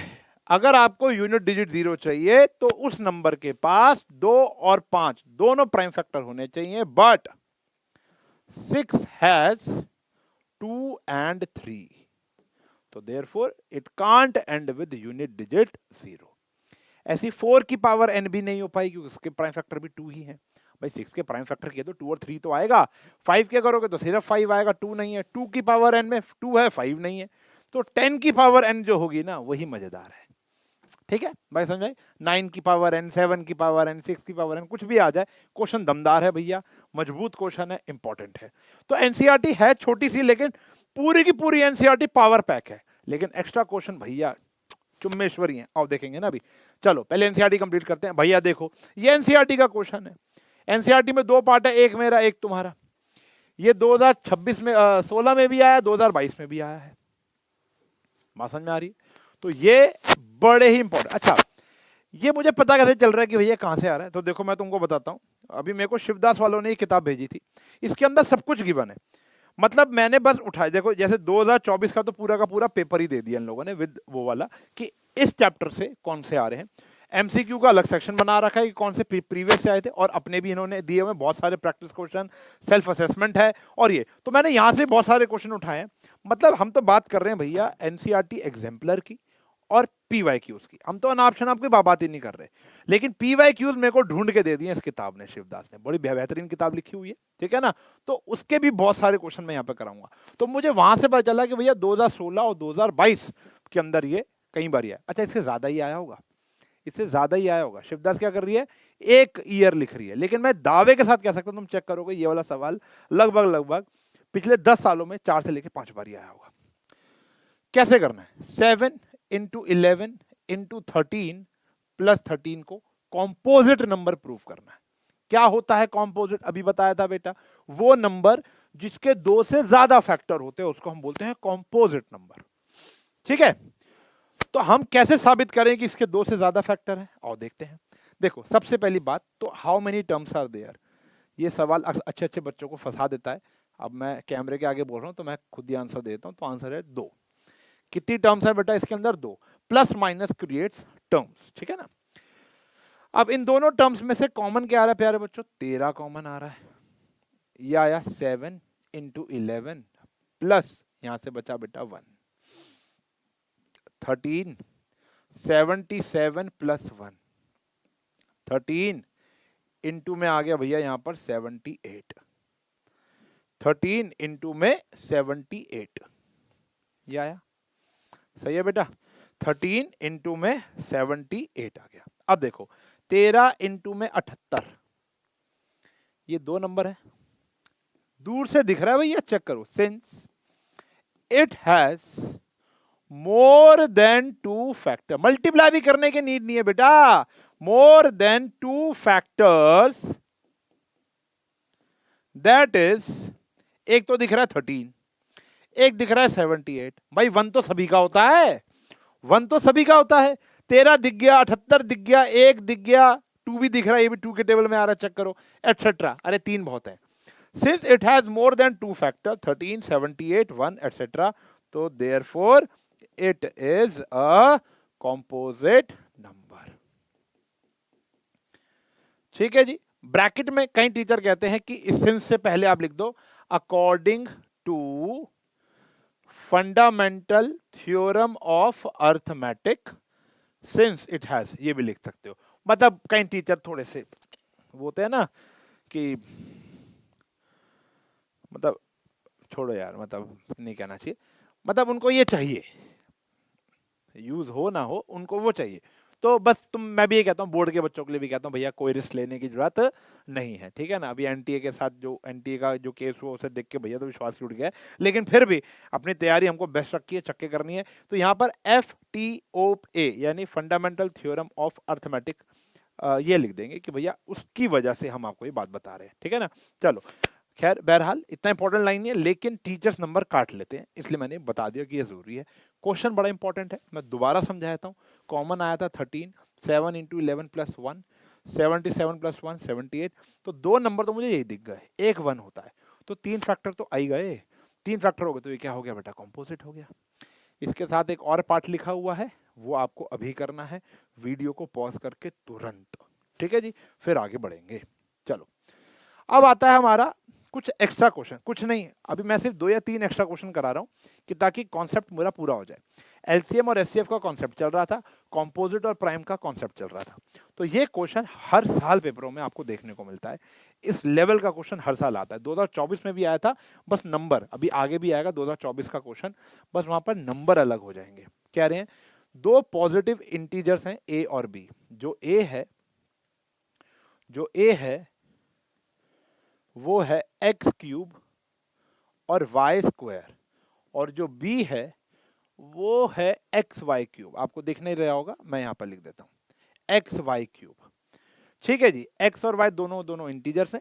आपको HCF भी निकालना है, LCM भी निकालना है, बस तुम्हारे भाई की वो रामबाण इलाज याद रखना है। तो यहां पर अगर आपको एचसीएफ निकालना है यानी छोटी पावर, देखो एक्स की छोटी पावर क्या है, ऑब्वियस सी बात है 1 है, और वाई की छोटी पावर क्या है बेटा 2, तो भैया आपका एचसीएफ आ गया, एक झटके में आ गया। ये एमसीक्यू क्वेश्चन आएंगे। और रही बात किसकी बेटा, एलसीएम की, तो एलसीएम आ जाएगा यहाँ पर हमारा बड़ी पावर, एक्स की बड़ी पावर क्यूब है और वाई की बड़ी पावर भी बेटा क्यूब है। ये हो गया हमारा solve, nothing to do. 1 marker question होगा, इससे ज्यादा इसकी औकात है नहीं, लेकिन है तो हर साल है। देखो जिसको 100 चाहिए तो उसके लिए 1 नंबर वाला क्वेश्चन भी बड़ा इंपॉर्टेंट है।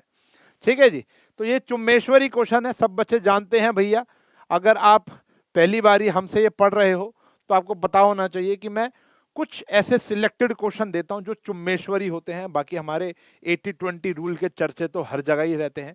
ठीक है ना, मतलब प्राउड वाली बात होती है, मतलब मुझे ऐसा लगता है कि यार कुछ हमने तो आकर YouTube पर ये वाला जो सीरीज जब लेकर आए तो एक नाम छप रहा है, क्योंकि उसके अंदर एक्सपीरियंस झलकता है। देखो मुझे कहते हुए बिल्कुल बहुत प्राउड हूँ, ईगोइस्टिक हूँ, आप कह सकते हो दिखावा कर रहा है, हाँ भाई दिखावा कर रहा हूँ, इस चीज का तो दिखावा बिल्कुल है, घमंड है कि 19 साल का जो एक्सपीरियंस है ना वो वहां पर दिखाई देता है और बच्चों को बड़ी हेल्प मिलती है। बच्चे मुझे बाजार, मॉल या रेस्टोरेंट में खाना खाने जाता हूँ तो वहां बिल्कुल मिलते हैं और वो यही एक बात कहते हैं कि सर, चाहे वो रीवा मैम से बोले, आशु सर से बोले, सोनम मैम से बोले, वो जरूर बोलते हैं कि वो जो 80-20 रूल की सीरीज होती है, जो आखिरी की मैराथन्स होती हैं, ये जो पूरे साल आप मैथ्स का जगराता, मतलब आप देखोगे हर शनिवार मैथ्स का जगराता होता था 10th का, वो भी अब सीरीज स्टार्ट होने वाली है, पहले कुछ चैप्टर्स के ये वन शॉट्स आ जाए, तो मैथ्स के जगराता, ये सारी सीरीज बड़ी पाइलअप अगर बच्चा देख रहा है तो भैया मेरे हिसाब से ट्यूशन टाशन लगाने की भी नीड नहीं होती। ठीक है ना, थोड़ा स्लो प्रोसेस है। अब ये देखो ये वाला सारा काम पेड बैच में हम कर चुके हैं, बट ठीक है। अब यहां पर आपके लिए एक बहुत वैल्यू ऐड करेगा, वो हमारा एक्सपीरियंस है। ठीक है ना, तो ये क्वेश्चन बहुत चुम्मेश्वरी, अभी चुम्मेश्वरी शब्द की आदत डाल लो। ठीक है ना, चलो अब जैसे ये क्वेश्चन है, अब यहाँ पर दो क्वेश्चन आएंगे बेटा, एक ये आएगा और एक ये आएगा। ठीक है ना, अब ये दो क्वेश्चन, एक एनसीईआरटी का और एक एनसीईआरटी के बाहर का है। ये दो क्वेश्चन वर्ड प्रॉब्लम है जहां पर एलसीएम और एचसीएफ के बारे में हमको पता चलेगा। आगे जाकर और वर्ड प्रॉब्लम करेंगे इसी क्लास के अंदर, लेक्चर के अंदर, एक्स्ट्रा तो क्लास आएगी आएगी। अब यहां पर आपको पता लगाने के हमें एलसीएम निकालना है या एचसीएफ निकालना है। समझो, there is a circular path. ठीक है, around a sports field, Sonia takes 18 minutes to drive one round and Ravi takes 12 minutes for the same. ठीक है जी, अब देखो ये एक सर्कुलर राउंड है, this is the starting point SP. ठीक है ना, स्टार्टिंग पॉइंट दोनों यहां से स्टार्ट करते हैं, लिखा भी हुआ है, suppose they both start at the same point and at the same time. मान लो दोनों ने 5 बजे शुरू किया और सेम जगह से शुरू किया, और ऑब्वियसली बात है सोनिया 18 मिनट में दोबारा यहां आएगी और रवि 12 मिनट में ही आ जाएगा। ठीक है, अब क्या कह रहे हैं, after how many minutes will they meet again at the starting point, दोबारा आकर वो इसी स्टार्टिंग पॉइंट पे कब मिलेंगे। अब देखो आप खुद बताओ, इसमें एलसीएम लगेगा या एचसीएफ लगेगा? क्या एक राउंड से पहले मिल सकते हैं वो स्टार्टिंग पॉइंट पर? वैसे तो मिल जाएंगे, स्टार्टिंग पॉइंट पर एक राउंड से पहले मिल जाएंगे? नहीं। तो हमारा आंसर 18 मिनट और 12 मिनट से बड़ा आने वाला है, तो वो क्या हो गया बेटा हमारा एलसीएम। और एक से ज्यादा राउंड लगाने पड़ेंगे, तो रवि ने पहला राउंड लगाया 12 मिनट। अब समझो कॉन्सेप्ट, ये ओरली भी सॉल्व हो सकता है। अगर मैं रवि की बात करूं और दूसरी दीदी का नाम क्या था, सोनिया, अब देखो ये पहला राउंड 12 मिनट में खत्म करेगा और ये 18, दूसरा राउंड हो गया 24 में, ये हो गया 36 में, ये हो गया 36 में, ये हो गया हमारा शायद ज्यादा, चलो हमको तो मिल ही गया 36 और 36। तो यानी रवि 3 राउंड मार लेगा, सोनिया 2 राउंड मार लेगी, तो 36 मिनट के बाद ये दोबारा मिल जाएंगे स्टार्टिंग पॉइंट पे। सही कह रहा हूं, 12, 24, 36 और वो 18 और 36। जब तक सोनिया ने 2 राउंड मारे, रवि 3 राउंड मार चुका है और वो यहां पर दोबारा मिल चुके हैं। तो एक राउंड से पहले तो नहीं आ रहा, मल्टीपल राउंड मारने पड़ रहे हैं। समझ पा रहे हो?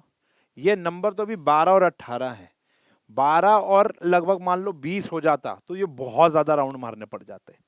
तो मल्टीपल तो है, अब मल्टीपल है तो यहां पे क्या लगेगा, एलसीएम। आपको यही निकालना है, तो हमें क्या करना है, पहले तो एलसीएम निकाल लेते हैं। एलसीएम ऑफ 18 और 12 विच इज ऑब्वियसली बात, अभी मैंने कैलकुलेट कर लिया, लेकिन अगर आप उस प्रोसेस से कैलकुलेट करोगे तो भी आपका 36 ही आएगा। मैं आपको दिखा देता हूं, 2 9 3 3 1 2 6 2 3 3 1। तो 18 आया बेटा 2 इंटू 3 का स्क्वायर, और 12 आया भैया 2 का स्क्वायर इंटू में 3। तो इनका एलसीएम क्या होगा, बड़ी पावर 2 का स्क्वायर 3 का स्क्वायर, तो 3 का स्क्वायर, तो 4 9 जा 36 आ गया। तो देयरफॉर आफ्टर 36 मिनट्स, 36 मिनट बाद they will meet again at the starting point. Again पूरा लिख लेना, again at starting point, starting point पे वो दोबारा मिलना शुरू हो जाएंगे। ठीक है बेटा, बात समझ में आ गई? 36 मिनट आंसर है। Multiple rounds. अब अगला बिल्कुल अपोजिट है, समझ में आ गया? देखो ऑब्वियसली बात है, एक एलसीएम का है तो एक एचसीएफ का ही होगा, लेकिन क्यों एचसीएफ का ये समझते हैं। कह रहे हैं 3 सीट्स हैं, 3 sets of English, Hindi and sociology books. बहुत इंपॉर्टेंट क्वेश्चन है, कई बार पेपरों में आया है, इस साल भी पेपर में आता है, यहाँ पे बस टीचर का क्वेश्चन हो गया, तो वो भी कराऊंगा। डीलिंग विद द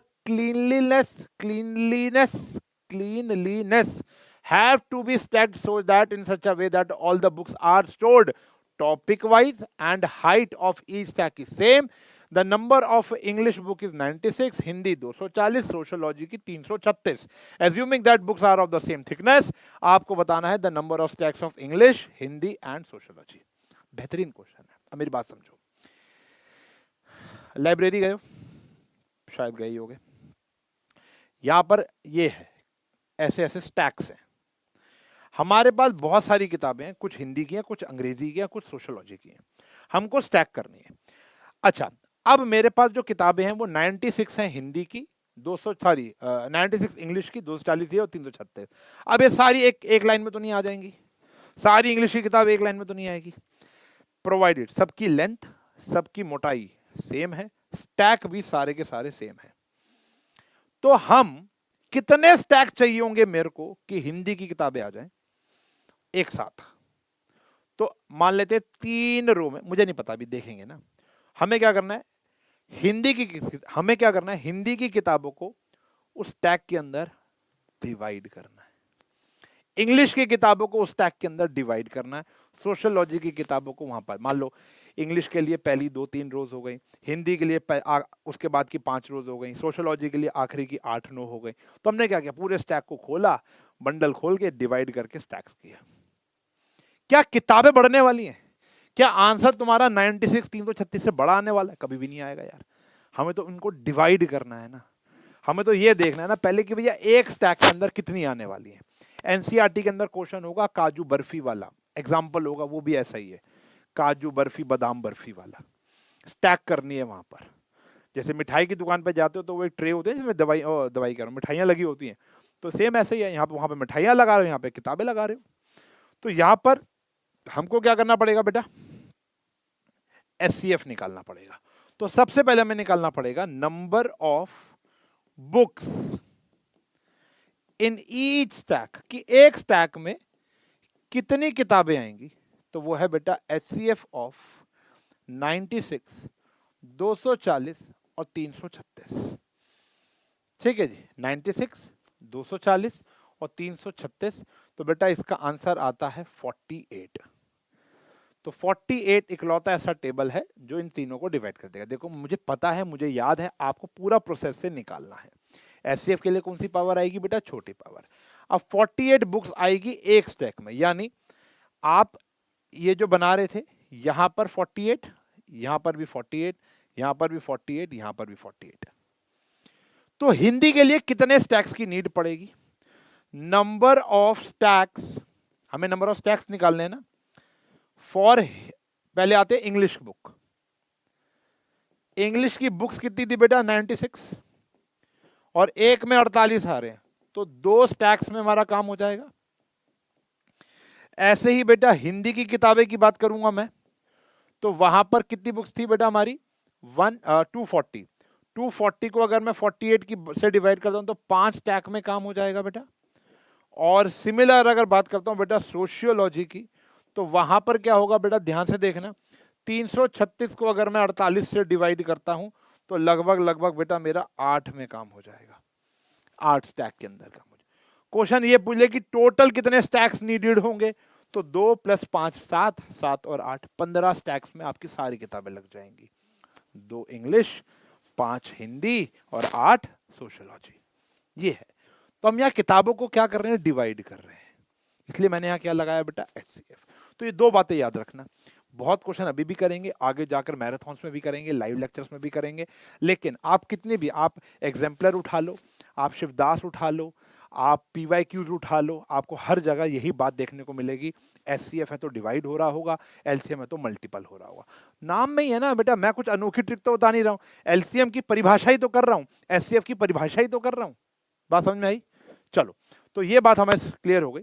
अब हम चलते हैं इस चैप्टर का ऐसा ऐतिहासिक टॉपिक पर जो अगर पेपर में नहीं आया तो मैं पढ़ाना छोड़ दूंगा। कोई भी टीचर पढ़ाना छोड़ देगा। ये मतलब अगर मुझे श्योर, मतलब ये श्योर इवेंट है, ये होगा ही होगा 100%। मतलब ऐसा कोई पेपर नहीं है जिसके अंदर ना बनो।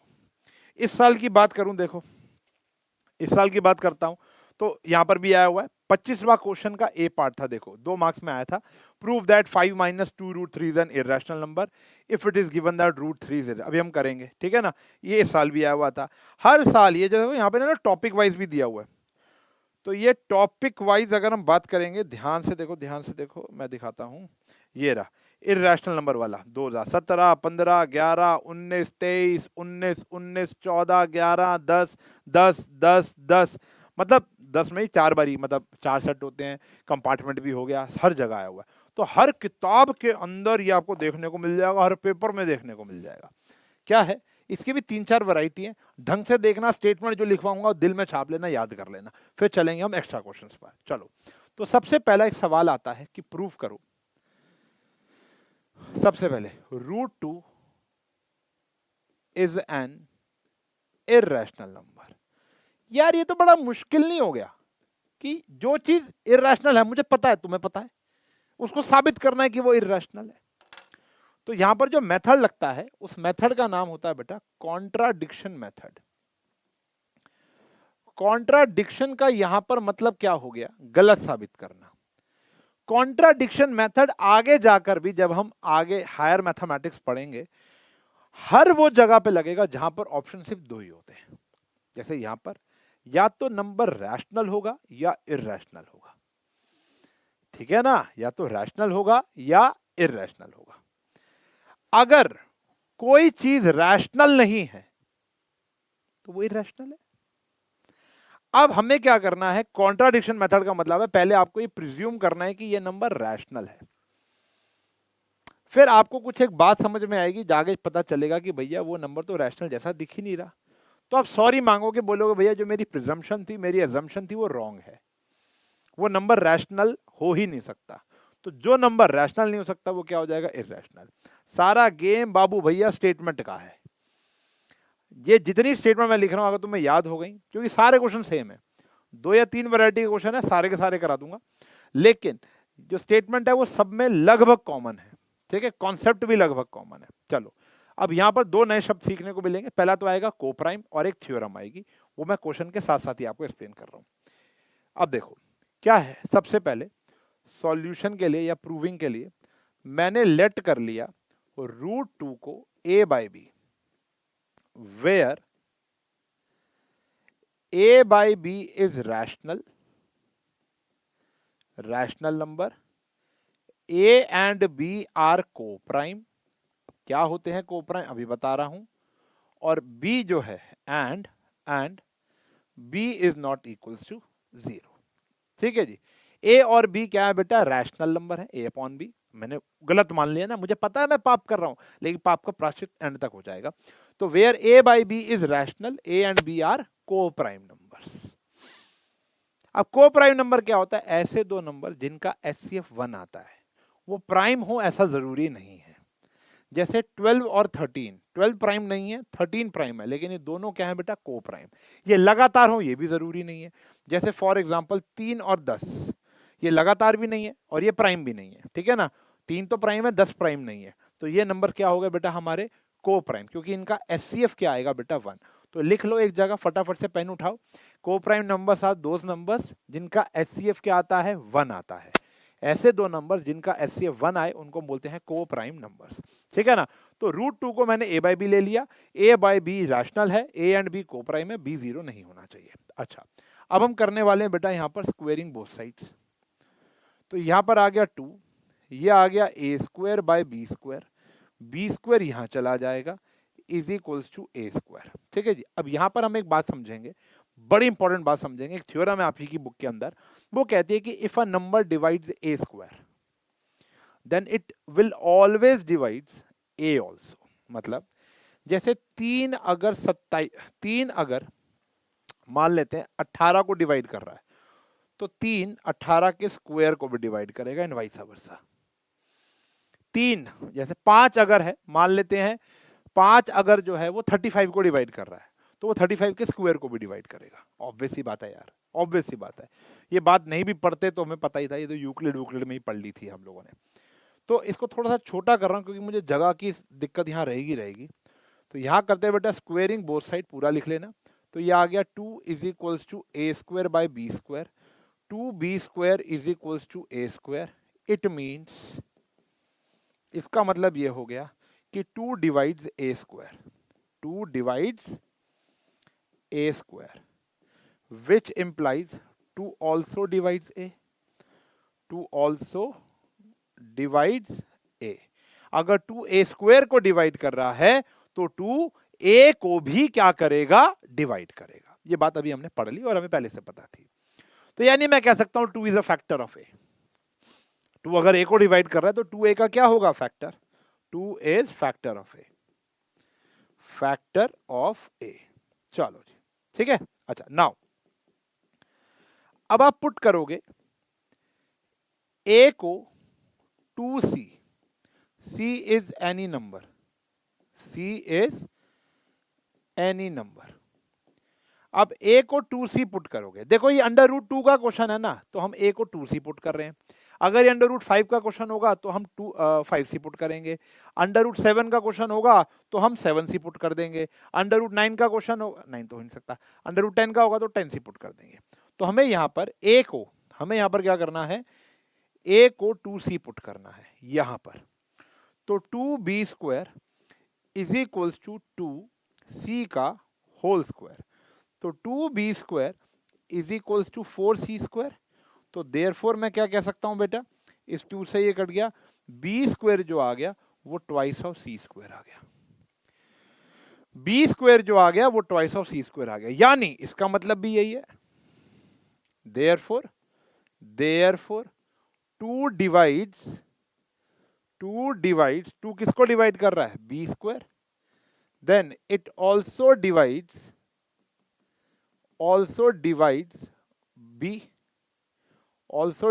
b, समझ जाओगे ना, ऑल्सो डिवाइड्स b। तो यानी 2 is also a factor of b। तो 2b का भी क्या हो गया बेटा, फैक्टर हो गया। अब देखो 2a का भी फैक्टर है और 2b का भी फैक्टर है। 2 is factor of both a and b, वो दोनों का ही फैक्टर आ रहा है। But this contradicts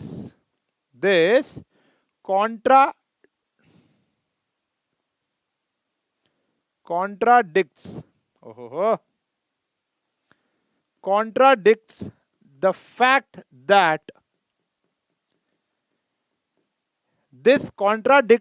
fact that a and b are co-prime। लेकिन a और b का तो कोई कॉमन फैक्टर होना ही नहीं चाहिए था क्योंकि उनका तो HCF 1 आता है। ऐसा क्यों हो रहा है? This contradiction has arisen due to our wrong assumption, हमने assumption ही गलत मांग ली भैया ऊपर, that √2 is rational number। हमने क्या मान लिया था बेटा कि √2 क्या है, रैशनल नंबर। तो सॉरी यहां पे बोल देंगे therefore √2 जो रैशनल नहीं है इज इरैशनल नंबर। ये होता है बेटा कॉन्ट्राडिक्शन मेथड, और ये एज इट इज पेपर में लिख के आओगे तो भाई साहब 100% पूरे नंबर मिलेंगे। यही तो आपको अपने दिल में छापना है, स्टेटमेंट ही तो छापनी है।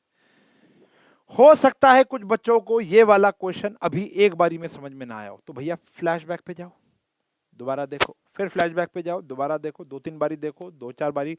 जैसे अभी तुरंत ही इसके बाद, जैसे मैंने ऑफलाइन पढ़ा रहा हूँ वैसे बताता हूँ, √3 अभी लिख लो, उससे क्या होगा, स्टेटमेंट याद हो जाएंगी। √5 लिख लो, √7 लिख लो, स्टेटमेंट याद हो गए। चलो ठीक है ना। फिर आगे बढ़ना इसके टाइप 2, मतलब इसी जैसा एक और क्वेश्चन आता है, वो भी मैं आपको बता रहा हूँ कैसे करना है। ठीक है जी, चलो अब ये तो क्वेश्चन आता है हैवी पार्ट का, यानी 3 नंबर का आता है। ठीक है ना। इसका एक लाइटर वर्जन भी है। इसका एक लाइटर वर्जन क्या है, आओ देखते हैं क्या कह रहा है। क्वेश्चन है कि प्रूव, देखो क्वेश्चन भी खुद ही लिख रहा हूं, आपके सामने बना रहा हूं।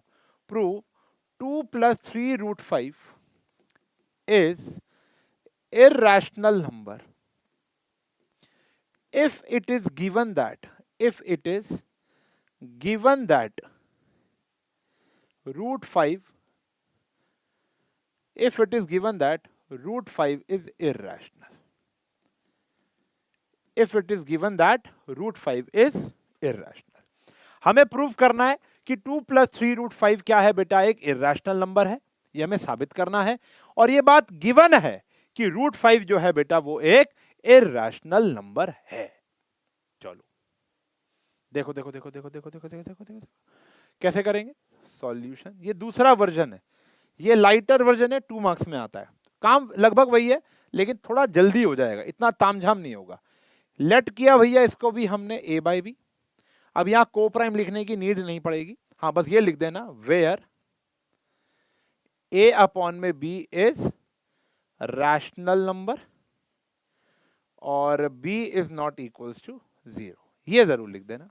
अब 3√5 a/b वहां जाकर हो गया -2, √5 a - 2b अपॉन में यहां पर आ गया बेटा 3b। मतलब इन शॉर्ट जो भी रूट है वो इधर रह जाएगा, बाकी सारा सामान इधर आ जाएगा और यहां सॉल्व कर लेंगे। वहां पे मान लो 3 - 2 √6 होता तो √6 इधर आ जाता, बाकी सब यहां पर आ जाता। ठीक है ना, एक ही रूट होगा क्वेश्चन में, रूट एक ही होगा, √3 और √5 इकट्ठा नहीं आएगा, आएगा वो क्वेश्चन में अलग बता रहा हूं कैसे करना है। अब यहां पर एक बात देखो, अगर सिंस a/b एक रैशनल नंबर है तो therefore therefore नहीं implies that a - 2b upon में 3b is also rational। भाई अगर ये रैशनल है तो इसके अंदर कुछ रैशनल का ही प्लस माइनस, जैसे a/b रैशनल था उसमें से 2 माइनस किया तो भी तो वो क्या, रैशनल में से रैशनल माइनस करोगे तो भी तो क्या रहेगा, रैशनल ही तो रहेगा। भाई ये रैशनल था, माइनस किया रैशनल, तो आंसर भी तो रैशनल ही आएगा। Which implies √5 is also rational, क्योंकि ये इसके बराबर है। कभी एक रैशनल नंबर इरैशनल के बराबर थोड़ा ना होता है, रैशनल रैशनल के तो बराबर होगा। तो यहां से हमें पता चल रहा है कि ये भी क्या है, रैशनल है। लेकिन क्वेश्चन तो चिल्ला कर कह रहा है कि √5 रैशनल नहीं है, but this contradicts the fact that, but this same line आनी शुरू हो जाएगी। बस अब ये जल्दी हो गया, कोई स्क्वेयरिंग नहीं, कोई 2c नहीं, सीधा हो गया। बट दिस कॉन्ट्राडिक्ट्स, मैं कॉन्ट्राडिक्ट्स की स्पेलिंग गलत लिख रहा हूं भाई, contradicts the fact that √5 is rational, oh is irrational, fact that √5 is irrational number। ये तो भैया हमारा कॉन्ट्राडिक्ट हो गया। ये कह रहा है कि भैया ये रैशनल है, लेकिन क्वेश्चन कह रहा है वो तो इररेशनल है। फिर वही बात आ जाएगी बेटा, same this contradiction has arisen, अब लिख लोगे ना भाई, ये रहा ना, has arisen due to our wrong assumption that 3 + 2 √5, जो लिखा हुआ था ना ऊपर क्वेश्चन में, क्या था, कहां गया, ये क्वेश्चन क्या था, 2 + 3 √5 इज इररेशनल। तो वही सेम लाइन लिखनी है, यहाँ पर लिख देता हूं, this contradiction has arisen due to our wrong assumption that 2 + 3 √5 is rational. हमने तो मान लिया था भैया ये रैशनल है, तो भैया सॉरी, 2 + जो चीज रैशनल नहीं होगी वो क्या हो जाएगी बच्चों, इररेशनल।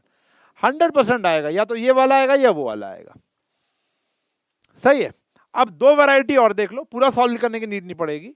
अब एक वैरायटी ये होती है कि प्रूफ करो, सिर्फ ये आ गया 2 + 3 √5 इज एन इररेशनल नंबर, सिर्फ ये आ गया। प्रीवियस क्वेश्चन में लिखा हुआ था कि if it is given that, if it is given that कि 2 + 3 root, if it is given that √5 is irrational. यहां पर ऐसा कुछ गिवन नहीं है, तो आपके पास अब यहाँ पे दोनों तरीके हैं। पहला, आप ऐसा भी कर सकते हो, कोई हमारी एनसीईआरटी तो यही कह रही है। दूसरा तरीका कह रहे हैं कि भैया, आप कहीं कहीं टीचर कहते हैं कि ये कहाँ लिखा भैया √5 इररेशनल है। जैसे यहाँ पर हमने क्या लिखा था, this contradicts the fact that √5 is irrational. कई टीचर कहते हैं भाई ये कहाँ लिखा है √5 इररेशनल है, उसको भी तो साबित करो। तो भैया मोस्ट ऑफ द टीचर, अब देखो ये आपको ना, यहाँ पर है बेटा एक धर्म संकट, कौन सा मेथड फॉलो करें, वो आप स्कूल टीचर से पूछ लो। क्योंकि मेरी क्लास के अंदर मिक्स रिप्लाईज आए थे, कोई कोई कह रहा है ऐसे करें, कोई कह रहा है ऐसे करें। मैं कहा बेटा तुम कर लो, मैं दोनों बताता हूँ। पहला इस तरीके से, दूसरा आप पहले √5 को इररेशनल कर लो। 2 + 3 √5 था ना, पहले √5 को क्या कर लो, इररेशनल। यहां तक हो गया। Since √5 is irrational, therefore 2 + 3 √5 is also irrational. ये स्टेटमेंट आ जाएगी। तो ये ऐसा भी हो जाएगा और वैसा, इसके अंदर एक स्टेटमेंट बढ़ जाएगी, वहां पे तो कुछ बढ़ाने की भी नीड नहीं है। ठीक है बेटा, डन, समझ में आ गई। मैं दोबारा बोल देता हूं, एक ये क्वेश्चन आ सकता है जहां पर ये नहीं लिखा हुआ कि if it is given that √5 is irrational, तो ये आप दोनों तरीके से कर सकते हो। एक, पहला same as previous ditto same, और दूसरा बेटर वर्जन, जो मेरे हिसाब से बेटर वर्जन है, फर्स्ट पहले क्या करो, √5 को इररेशनल साबित करो, जैसे मैंने पहले वाले मेथड कराया था, केस फर्स्ट, और उसके बाद लिख दो देयरफॉर 2 + 3 √5 इज आल्सो इररेशनल। कोई टीचर कुछ नहीं कह रही। एक क्वेश्चन और आता है, क्वेश्चन क्या आया, प्रूफ करो √3 + √5 इज इररेशनल। एक ये क्वेश्चन आता है, तो यहां पर शुरुआत क्या करनी है, लेट करना है 3 + √5 is equals to a/b, where a/b is rational number and a and b are coprime. ठीक है ना। तो अब देखो √3 + √5, अब यहां पर हम क्या कर सकते हैं, स्क्वेयरिंग बोथ साइड। तो √3 + √5 का whole square is equals to a²/b²। ठीक है, मैं आपको बताता हूं, जैसे मैंने आपको कहा था 3 और 10 कोप्राइम थे, तो इसका स्क्वायर भी कर लो तो भी कोप्राइम ही रहेंगे, क्यूब भी कर लो तो भी कोप्राइम रहेंगे, ध्यान रखना। तो अगर a और b कोप्राइम है तो a² b² भी कोप्राइम रहेंगे। यहां आ गया 3 + 5 + 2 √15 इज इक्वल्स टू a²/b²। फिर ये वही क्वेश्चन बन गया 8 + 2 √15 इज इक्वल्स टू a²/b²। फिर बोलूंगा आप कैसे भी सॉल्व कर सकते हो, ऐसे भी कर सकते हो, ऐसे भी कर सकते हो। सही है बेटा, डन है जी। तो ये 4 वैरायटी के क्वेश्चन है। अब इनके आप प्रैक्टिस करके जाओगे, खुद क्वेश्चन बनाओ, खुद लिखो। प्रैक्टिस का मतलब है टेबल याद कर, मतलब वो स्टेटमेंट्स याद करनी है। पूरी एनसीईआरटी क्रैक कर लो, काम हो जाएगा। इसी स्लाइड के साथ मैं कह सकता हूं आपकी पूरी की पूरी एनसीईआरटी हो चुकी है बेटा फिनिश। पूरी एनसीईआरटी हम लोगों ने फिनिश कर दी है विद कॉन्सेप्ट अंडरस्टैंडिंग, विद हमने एक्स्ट्रा क्वेश्चन भी पढ़े, सारी वैरायटी के क्वेश्चन पढ़ लिए, हमने ये जान लिया क्वेश्चन कहां कहां से आ रहे हैं। अब हम चलेंगे अगली स्लाइड पर, जहां पर हमें देखने को मिलेगा इंपॉर्टेंट क्वेश्चन। आगे बढ़ने से पहले मेरी आपसे एक एडवाइस है, एक बारी एनसीईआरटी पूरी लगा लो और उसके बाद यहां पर आना, चाहे अगले दिन आ जाओ, कोई जल्दी नहीं है, अगले दिन आ जाओ और फिर इसको क्रैक कर लो। क्योंकि अब यहां पर सिर्फ लेक्चर नहीं हो रहा है, आपकी पूरी की पूरी कंक्रीट प्रिपरेशन हो रही है। इसके बाद तुम्हारे सामने कोई भी क्वेश्चन आए, कैसा भी क्वेश्चन आए, मैं ये कह रहा हूं अगर तुमने ये अच्छे से किया तुम उसको क्रैक कर पाओगे, बिल्कुल कर पाओगे। और बेहतरीन से बेहतरीन क्वेश्चन आ जाएगा ना, उसको क्रैक करने की हिम्मत आ जाएगी तुमके अंदर। सही है जी, शुरू करें। चलो, अब यहां पर हमारी पूरी एनसीईआरटी खत्म हो चुकी है इस चैप्टर की। एग्जाम्पल क्वेश्चन सारे के सारे कर लेना, कोई डाउट हो तो प्लीज यहाँ पे मेंशन कर देना, कि ताकि मैं मैराथन जब लेकर आऊं या जब मैथ्स का जगराता हो तो उस क्वेश्चन का डाउट यहाँ पे कंसिडर किया जाए। कभी कभी तो कुछ क्वेश्चन का डाउट मैं आपको कमेंट सेक्शन में ही बता देता हूँ। चलो, अब चलेंगे बेटा हम लोग इंपॉर्टेंट क्वेश्चन पर। अब ये इंपॉर्टेंट क्वेश्चन बहुत तरीके से मैंने यहाँ पर अरेंज किए हैं। सबसे पहले तो मैं आपको बता दूं कि बेटा ये क्वेश्चन अभी जो मैंने लिए हैं वो शिवदास से लिए हैं, और यहां पर मैक्सिमम क्वेश्चंस आपको इसी किताब में मिल जाएंगे। अब देखो, हमें ज्यादा जगह धक्के खाने की नीड नहीं है, हम इस किताब को कर सकते हैं और इसके अंदर सारे के सारे क्वेश्चन आपको मिल जाएंगे, एक्स्ट्रा भी मिल जाएंगे और एग्जाम्पलर भी मिल जाएगी, एनसीईआरटी मिल जाएगी। काफी प्यारी किताब है। और यहां पर जैसे ये क्वेश्चन जो है ये मैंने ये इसी से उठाया है और ये 2014 में आया था। क्वेश्चन देखते हैं, बड़ा ही प्यारा क्वेश्चन है। क्या कह रहा है आओ देखो। क्वेश्चन कह रहा है determine value of p and q so that 2520 is expressible as 2 का क्यूब 3 की पावर p Q इंटू 7। चलो अब जितने भी क्वेश्चन आएंगे ना प्यारे बच्चों, जितने भी ये क्वेश्चन है हमारे एनसीईआरटी के, सॉरी जो एक्स्ट्रा क्वेश्चन है पीवाईक्यू है, आप 1 मिनट का पहले पॉज कर देंगे, खुद सॉल्व करेंगे, फिर मेरा देखेंगे, ठीक है ना। मैं बार बार नहीं बोलूंगा, आपने बस इसी फ्लो में काम करना है, खुद से सॉल्व करने हैं, एक बार जो ट्राई करेंगे फिर मैं आपको कराऊंगा। Got it? चलो मजा तभी है ना, मजा तभी है भाई। अब मेरे हिसाब से लगभग 15-16 क्वेश्चन आएंगे, और वो 15-16 क्वेश्चन लाजवाब क्वेश्चन है, और इस टाइप के अब आपको पता चल जाएगा भैया क्या क्या पढ़ना है। अब जैसे इस क्वेश्चन के जैसे 2 क्वेश्चन और ढूंढ लो, एग्जाम्पलर में मिल जाएंगे, इसी किताब में मिल जाएंगे, समझ रहे हो ना, या अभी मेरे मैराथन्स में आ जाएंगे, तो आपकी प्रैक्टिस हो जाएगी। बस 14 क्वेश्चन के 42 कैसे करने हैं वो आप जानते हो, 3-3 और करने हैं। अब देखो क्या कह रहा है कि आपको 2520 को ऐसे एक्सप्रेस करके P की वैल्यू और Q की वैल्यू निकालनी। कुछ नहीं करना, सबसे पहले तो 2520 का प्राइम फैक्टर कर लो। 2 पर आया 1 2 6 0, 2 पर आया 6 3 0, फिर 2 पर आया 3 1 5। सही है जी। अभी कितना हो गया, 3 के टेबल में आया 1 0 5, फिर 3 के टेबल में आया कितना आया भैया ये 3 5, फिर 5 के टेबल में आया 7, और 7 के टेबल में आ गया 1। तो अब 2520 को प्राइम फैक्टर ऑफ 2520 को मैं लिख सकता हूं क्या भैया, 2 का 1 2 3 क्यूब आ गया, फिर आ गया 3 का स्क्वायर इंटू में 5 इंटू में 7। अब ये है किसके बराबर जो क्वेश्चन कह रहा है बेटा, ये कह रहा है 2 का क्यूब 3 की पावर p इंटू में q इंटू में 7, 2 का क्यूब 3 का स्क्वायर 5 इंटू में 7। अब आप यहाँ पे कंपेयर कर लोगे बच्चों, ऑन कंपेयरिंग जिसकी वैल्यू चाहिए उसकी वैल्यू आपके सामने आ जाएगी। देखो अब यहाँ पर आपको चाहिए 3 की पावर p, और 3 की पावर यहाँ पर क्या है 2, तो भैया हमारी p की वैल्यू क्या आ गई 2। कितनों का ठीक था, हाजिरी लगा दो। p की वैल्यू क्या आ गई भैया 2, कितनों का ठीक था, हाजिरी लगा दो। फिर देखो बाकी सब सही है, अब ये वाला नंबर ये नंबर सेम होना चाहिए ना, तो हमारी q की वैल्यू क्या आ गई बच्चों 5। देख लो भैया कितने बच्चों का ठीक है, कितना ही प्यारा सवाल है कि नहीं है। तो ये 2014 में आया था, और भाई मैं फिर बोल रहा हूँ ये 2014 बस एक रेलेवेंस है। अब 2014 में एक बार आया, उसके बाद कई बार आया होगा, और ये यूटीपीटी मिड टर्म प्री बोर्ड के लिए बड़ा इंपॉर्टेंट हो गया ना, समझ रहे हो। तो और इस तरीके को करने से आपके कहीं ब्रेन भी ओपन हो रहा है। अब जैसे 2012 में क्वेश्चन आया था, बड़ा ही प्यारा क्वेश्चन है, 2012 के बाद कई बार आ चुका होगा ये। LCM of 2 numbers is 14 times their HCF. LCM of 2 numbers is 14 times their HCF है। The sum of LCM and HCF is 600. If one number is 180, find HCF. One number is 180, find HCF. अब मेरी बात समझो, 2 numbers हैं, 14 गुना है। अब देखो LCM of 2 numbers is 14 times their HCF, और sum of 2 numbers is ये आ गया इतना। चलो अब देखो, लेट दो में से एक चीज कर लो, या तो नंबर्स को लेट कर लो या एलसीएम और एचसीएफ को लेट कर लो, ठीक है ना। अच्छा एक नंबर आपको 180 दे रखा है, सम ऑफ एलसीएम एंड एचसीएफ आपको 600 दे रखा है, तो लेट कर लो। सबसे पहले लेट आप एचसीएफ को, लेट एचसीएफ को आप कर लो भैया x, तो एलसीएम हो जाएगा भैया हमारा 14x, और एचसीएफ जो है प्लस एलसीएम जो है वो दिया हुआ है बच्चों आपको 600।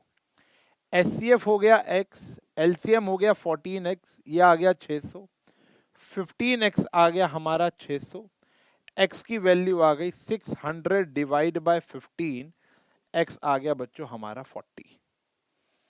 x यानी एचसीएफ, x क्या था बेटा, एचसीएफ आ गया बेटा हमारा 40, और एलसीएम आ जाएगा बेटा हमारा 560। ठीक है जी, सिंपल सी बात है, यहां पुट कर दी। अब तो बस काम खत्म हो गया भैया, गेम ही ओवर हो गई। आपको क्या निकालना है, one number is 180, find the HCF. देखो वन नंबर इज 180, मैं एक बार क्वेश्चन चेक कर लूं। एलसीएम ऑफ 2 नंबर्स इज, भाई मुझे लग रहा है क्वेश्चन में गड़बड़ है, इसका तो काम ही नहीं हुआ है कोई, मैंने कुछ लिखते वक्त कोई गलती कर दी होगी। एक सेकंड दे दो बस भाई को अपने, एक सेकंड दे दो। ये रहा क्वेश्चन, कहाँ गया, ये यहीं पर ही था यार, पी वाई क्यूज के अंदर था, पी वाई क्यूज के अंदर, पी वाई क्यूज, ये रहा। हाँ जी, ये रहा जी, पेज नंबर 6 पे। LCM of two number is 14 time. हाँ जी।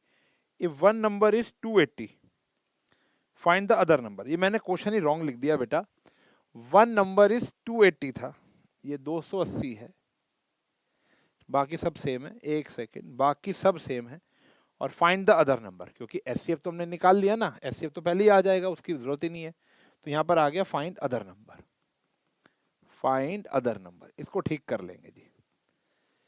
तो एचसीएफ अगर तक आता तो तुम्हारा हो गया था फाइंड अदर नंबर। अब देखो ये फॉर्मूला लग गया भैया, LCM into HCF is equals to product of two numbers, product of two numbers. ये आया था बेटा हमारा 40, ये आया 560, प्रोडक्ट ऑफ टू नंबर 280, और यहां पर आ गया दूसरा नंबर अदर नंबर। ठीक है जी, अदर नंबर आ गया, सॉल्व कर लेना बच्चों। 40 इंटू 560 डिवाइड बाई 280, यहां पर आ गया हमारा अदर नंबर। ये लो भैया कट गया, एक पर दो पर, तो 80 हमारा आंसर आ गया। ठीक है जी, sorry for the inconvenience cost, ये क्वेश्चन गलत नोट कर दिया था। सही है जी, चले बेटा आगे अगला क्वेश्चन देखेंगे। क्या कह रहा है, ए दिया हुआ है, बी दिया हुआ है, सी दिया हुआ है, एलसीएम दिया हुआ है 3780, आपको इस एक्स की वैल्यू निकालनी है। देखो देखो देखो, पहले तो बात करेंगे हम इसके, एलसीएम दिया हुआ है 3780। अब हम 3780 को अब सबसे पहले तो करेंगे प्राइम फैक्टराइजेशन। 3780 2 1, फिर ये आया बेटा हमारा 8, फिर ये आया हमारा 9 0, फिर यहाँ पर आया हमारा 9 4 5, फिर यहाँ पर आया हमारा 3 3 1 5, फिर यहाँ पर आया हमारा 3 1 0 5, फिर यहाँ पर आया हमारा 3 विच इज 35, फिर यहाँ पर हम आया 5 7 7 1। ठीक है जी, तो अब देखो हमारा जो एलसीएम है वो आ गया 2 का स्क्वायर, 3 की पावर 3, 5 और 7। और वैसे अगर मैं इनका एलसीएम निकालूंगा बच्चों, तो एलसीएम का मतलब कौन सी पावर, छोटी पावर या बड़ी पावर। तो ध्यान से देखेंगे, यहां पावर आती है हमारी बड़ी वाली, तो 2 की बड़ी पावर तो 2 ही आ गई। 3 की पावर x, 3 की पावर 1, 3 की पावर 1। अब देखो x है तो पावर 3 की पावर x ले लेते हैं यहां पर। ठीक है जी, यहां पर देखो 5 आ गया, और यहां पर आ गया भैया हमारा 7, 2 का स्क्वायर, 3 का क्यूब, 5 और 7। जैसे अभी भी हमने 2 मिनट पहले क्वेश्चन किया था, जहां पर हमने कंपेयर कर लिया था, यहां पर भी देखो सब कुछ सेम है। तो ये जो 3 है ये इसके बराबर आ गया, तो हमारे x की वैल्यू आ गई बच्चों 3, तो आंसर आ गया 3।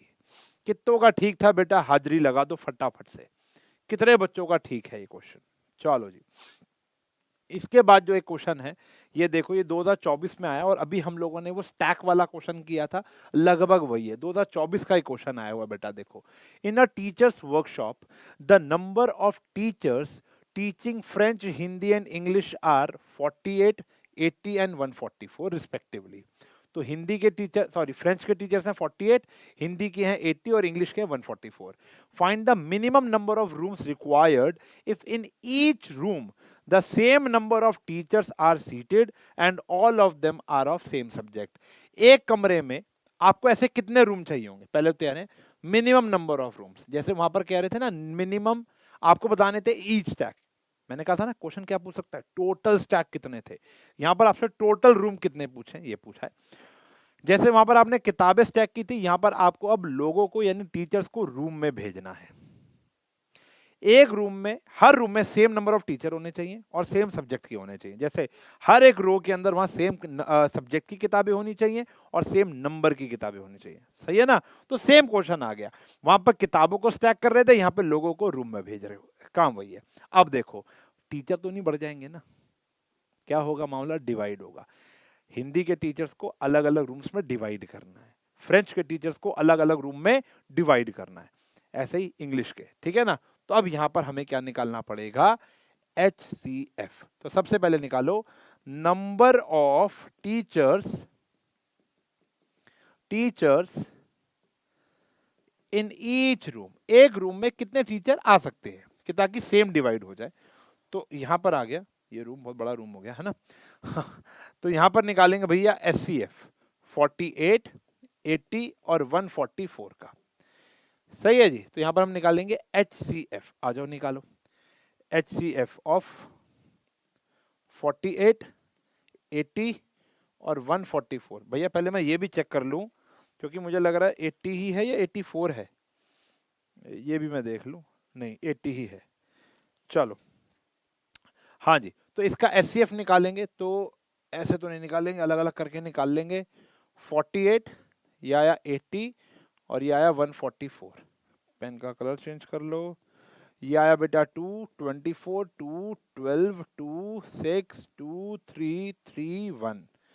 ये आया 2, 40, 2, 20, 2, 10, 2, 5, 5 और 1। ये आया 2, 72, 2, 36, 2, 18, 2, 9, 3, 3 और 1। तो अब देखो ये क्या है बेटा हमारा 2 की पावर 4 इंटू 3, ये क्या है 2 की पावर 4 इंटू में 5, और ये है 2 की पावर 4 इंटू 3 का स्क्वायर। तो HCF होता है बेटा छोटी पावर, तो 2 की पावर 4 सबसे छोटी पावर आ रही है, 3 सब में नहीं है और 5 भी सब में अवेलेबल नहीं है। ठीक है ना बेटा, चलो एक सेकेंड, बढ़िया। अब तो 2 की पावर 4 यानी 16 आ गया। क्या आ गया बेटा 16। तो यानी हर एक रूम में कितने होने चाहिए टीचर, 16 टीचर्स एक रूम में अंदर जा सकते हैं। आपको बताना है रूम्स कितने रिक्वायर्ड होंगे। तो देखो number of rooms required for कौन सी किताब, कौन से टीचर, सबसे पहले आए थे भैया हमारे फ्रेंच टीचर। तो फ्रेंच टीचर्स के लिए कितने रूम चाहिए होंगे बेटा, 48 डिवाइड बाय 16 यानी 3 रूम चाहिए होंगे। हिंदी वाले टीचरों के लिए कितने चाहिए होंगे भैया, 80 डिवाइड बाय 16 यानी 5 रूम चाहिए होंगे। और इंग्लिश वाले टीचरों के लिए कितने चाहिए होंगे, 144 बाय 16 9 रूम चाहिए होंगे। तो भैया देखो टोटल रूम कितने चाहिए आपको, टोटल रूम आपको चाहिए 8 और 9 17 रूम चाहिए। ये हमारा आंसर है बेटा। ठीक है जी, क्या किया, टीचरों को डिवाइड किया। अगला क्वेश्चन यहाँ पर देखो सेम आ गया 2024 में, मैंने बताया था ना LCM HCF छोटी पावर बड़ी पावर। आपको देखो सिंपल सा क्वेश्चन है, आपको क्या निकालना है LCM। LCM आएगा देखो 18 को क्या लिख सकता हूँ 2 का स्क्वायर, सॉरी 2 इंटू 3 का स्क्वायर और A स्क्वायर B की पावर 4, ये हो गया बेटा P। 20 को क्या लिख सकता हूँ बेटा आप बताओ, 2 का स्क्वायर इंटू में 5, 2 का स्क्वायर इंटू में 5 और साथ में आ गया A क्यूब B स्क्वायर। आपको क्या निकालना है बेटा LCM। बड़ी पावर देखो 2 का स्क्वायर, बड़ी पावर देखो बेटा 3 का स्क्वायर, बड़ी पावर देखो बेटा 5 की पावर 1, बड़ी पावर देखो बेटा A क्यूब, बड़ी पावर देखो B4।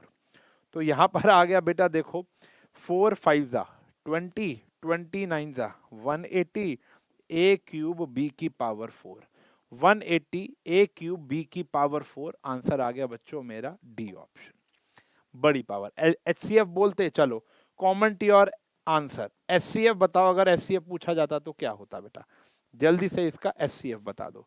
यही क्वेश्चन है, एक क्वेश्चन 100% आएगा इस प्रकार का, ऑलरेडी फैक्टर दिए होंगे, LCM HCF बताना होगा। ठीक है जी, चलो अगला सवाल। अगला सवाल, अच्छा ऑप्शन ही छुप गए, ठीक है पर्दे में चले गए। LCM of smallest 2 digit composite number, जल्दी से कमेंट करके बताओ कि स्मॉलेस्ट 2 डिजिट कॉम्पोजिट नंबर कौन से होते हैं। इनके आगे ईयर नहीं लिखा, इसका मतलब ये नहीं PYQ नहीं है, ध्यान रखना। स्मॉलेस्ट 2 डिजिट कॉम्पोजिट नंबर होता है 10 एंड स्मॉलेस्ट कॉम्पोजिट नंबर होता है बेटा 4। हमें इसका क्या निकालना है LCM, निकाल लो भैया 2 5 5 1 2 2 2 1। तो ये आ गया 2 इंटू 5, 10 को लिख दिया और 4 को क्या लिख दिया 2 का स्क्वायर। तो LCM आती है बड़ी पावर, 2 का स्क्वायर इंटू में 5 आ जाएगा, तो आंसर कितना आ जाएगा भैया हमारा 20। ऑब्वियस सी बात है, यानी 10 के आगे टेबल बढ़ाओगे तो 10 20, 4 के आगे बढ़ाओगे तो 20 भी आएगा, तो पहला नंबर जो कॉमन आ रहा है वो 20 ही आएगा। तो LCM आ गया बेटा हमारा 20, यही होगा 20। सही है जी, सिंपल क्वेश्चन है, लेकिन इस प्रकार के क्वेश्चन आएंगे, फाइंड द LCM ऑफ या find the HCF of smallest composite, smallest prime, ठीक है ना, स्मॉलेस्ट 2 डिजिट कंपोजिट, ऐसा क्वेश्चन जरूर मतलब एक देखने को मिल सकता है। इसके बाद कह रहे हैं LCM of two numbers is two. अच्छा, हमने ना एक पीछे बात पढ़ी थी, शायद पीछे एक नोट आया था, हमने मिस कर दिया शायद वो। देखो एक बात बताता हूँ, यहाँ पर एक नोट था, ये रहा, देखो ये रहा, HCF is always factor of LCM. यानी जो एलसीएम होगा वो हमेशा एचसीएफ की टेबल में आ रहा होगा, यानी एचसीएफ एलसीएम को डिवाइड करेगा ही करेगा। एचसीएफ एलसीएम को डिवाइड करेगा ही करेगा, और नहीं कर रहा तो आपका आंसर गलत है। तो उसी क्वेश्चन के ऊपर बेस्ड एक क्वेश्चन यहाँ पर भी आया बेटा, देखो आजा आजा आजा आजा, ये देखो उसी क्वेश्चन के ऊपर बेस्ड एक क्वेश्चन यहाँ पर भी है। कह रहे LCM of two numbers is 2400 दिया हुआ है, दो नंबर्स का एलसीएम 2400 है, क्या कह रहे इनमें से कौन सा एचसीएफ नहीं हो सकता, which can not be HCF. देखो 2400 को देखो तो 300 से डिवाइड हो जाएगा, तो ये एचसीएफ हो सकता है क्योंकि डिवाइड हो रहा है। 2400 क्या 400 से डिवाइड हो जाएगा, हो सकता है, लेकिन 2400 500 से कंप्लीट डिवाइड नहीं हो पाएगा, तो भैया कभी भी ये 500 तो इसका एचसीएफ नहीं हो सकता। सही है जी, याद रखोगे कि HCF is always factor of LCM, और ये एजर्शन रीजनिंग में भी ये बात आती है। इसके बाद बात करेंगे HCF of 144 and 180 is expressed in the form of this. आपको m की वैल्यू निकालनी है, 2014 में आया था, और ये पिछले साल कई बच्चों के प्री बोर्ड्स में भी आया। कह रहे हैं 144 और 180 को अगर हम एचसीएफ निकालें तो ऐसे लिखा जाएगा, तो m की वैल्यू बता दो। तो सबसे पहले तो बच्चों 144 और 180 के प्राइम फैक्टर, मतलब आपको एचसीएफ निकालना है। चलो मेरे से पहले एचसीएफ निकाल लेना बेटा। अब तो ये आया 72, ये आया 36, ये आया भैया 18, ये आया 9, ये आया 3, और ये आया 31। यहाँ पर आया 2, 90, 2, 45, ये आया जी हमारा 3, 15, 3, 5, 5, 1।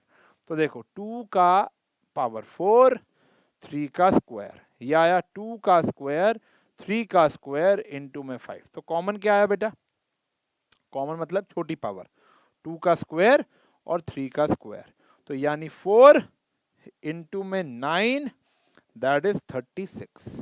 तो 36 इज द एचसीएफ। अब क्वेश्चन में क्या रखा है कि जो एचसीएफ है वो 13m-3 के बराबर है, और ये कितना है बेटा 36, तो यहां से यार m की वैल्यू तो आई जाएगी। इधर आ गया ये 39, सॉल्व कर लो, तो डिवाइड आ गया भैया 39 डिवाइड बाय 13, आंसर आ गया बच्चों m की वैल्यू आ गई यहां पर 3, तो 3 इज द आंसर। बेहतरीन क्वेश्चन है, ठीक है जी। अब ऐसे एलसीएम के ऊपर भी ये क्वेश्चन आ सकता है कि एलसीएम अभी किया था यार आपने, वो पी और क्यू की वैल्यू निकाली थी, ठीक है ना, लगभग वैसा ही क्वेश्चन है। 3 अलार्म डॉग्स नहीं है, डॉग्स नहीं है, अच्छा वो डॉग्स ही लिखा है, कुछ और नहीं लिखा भाई।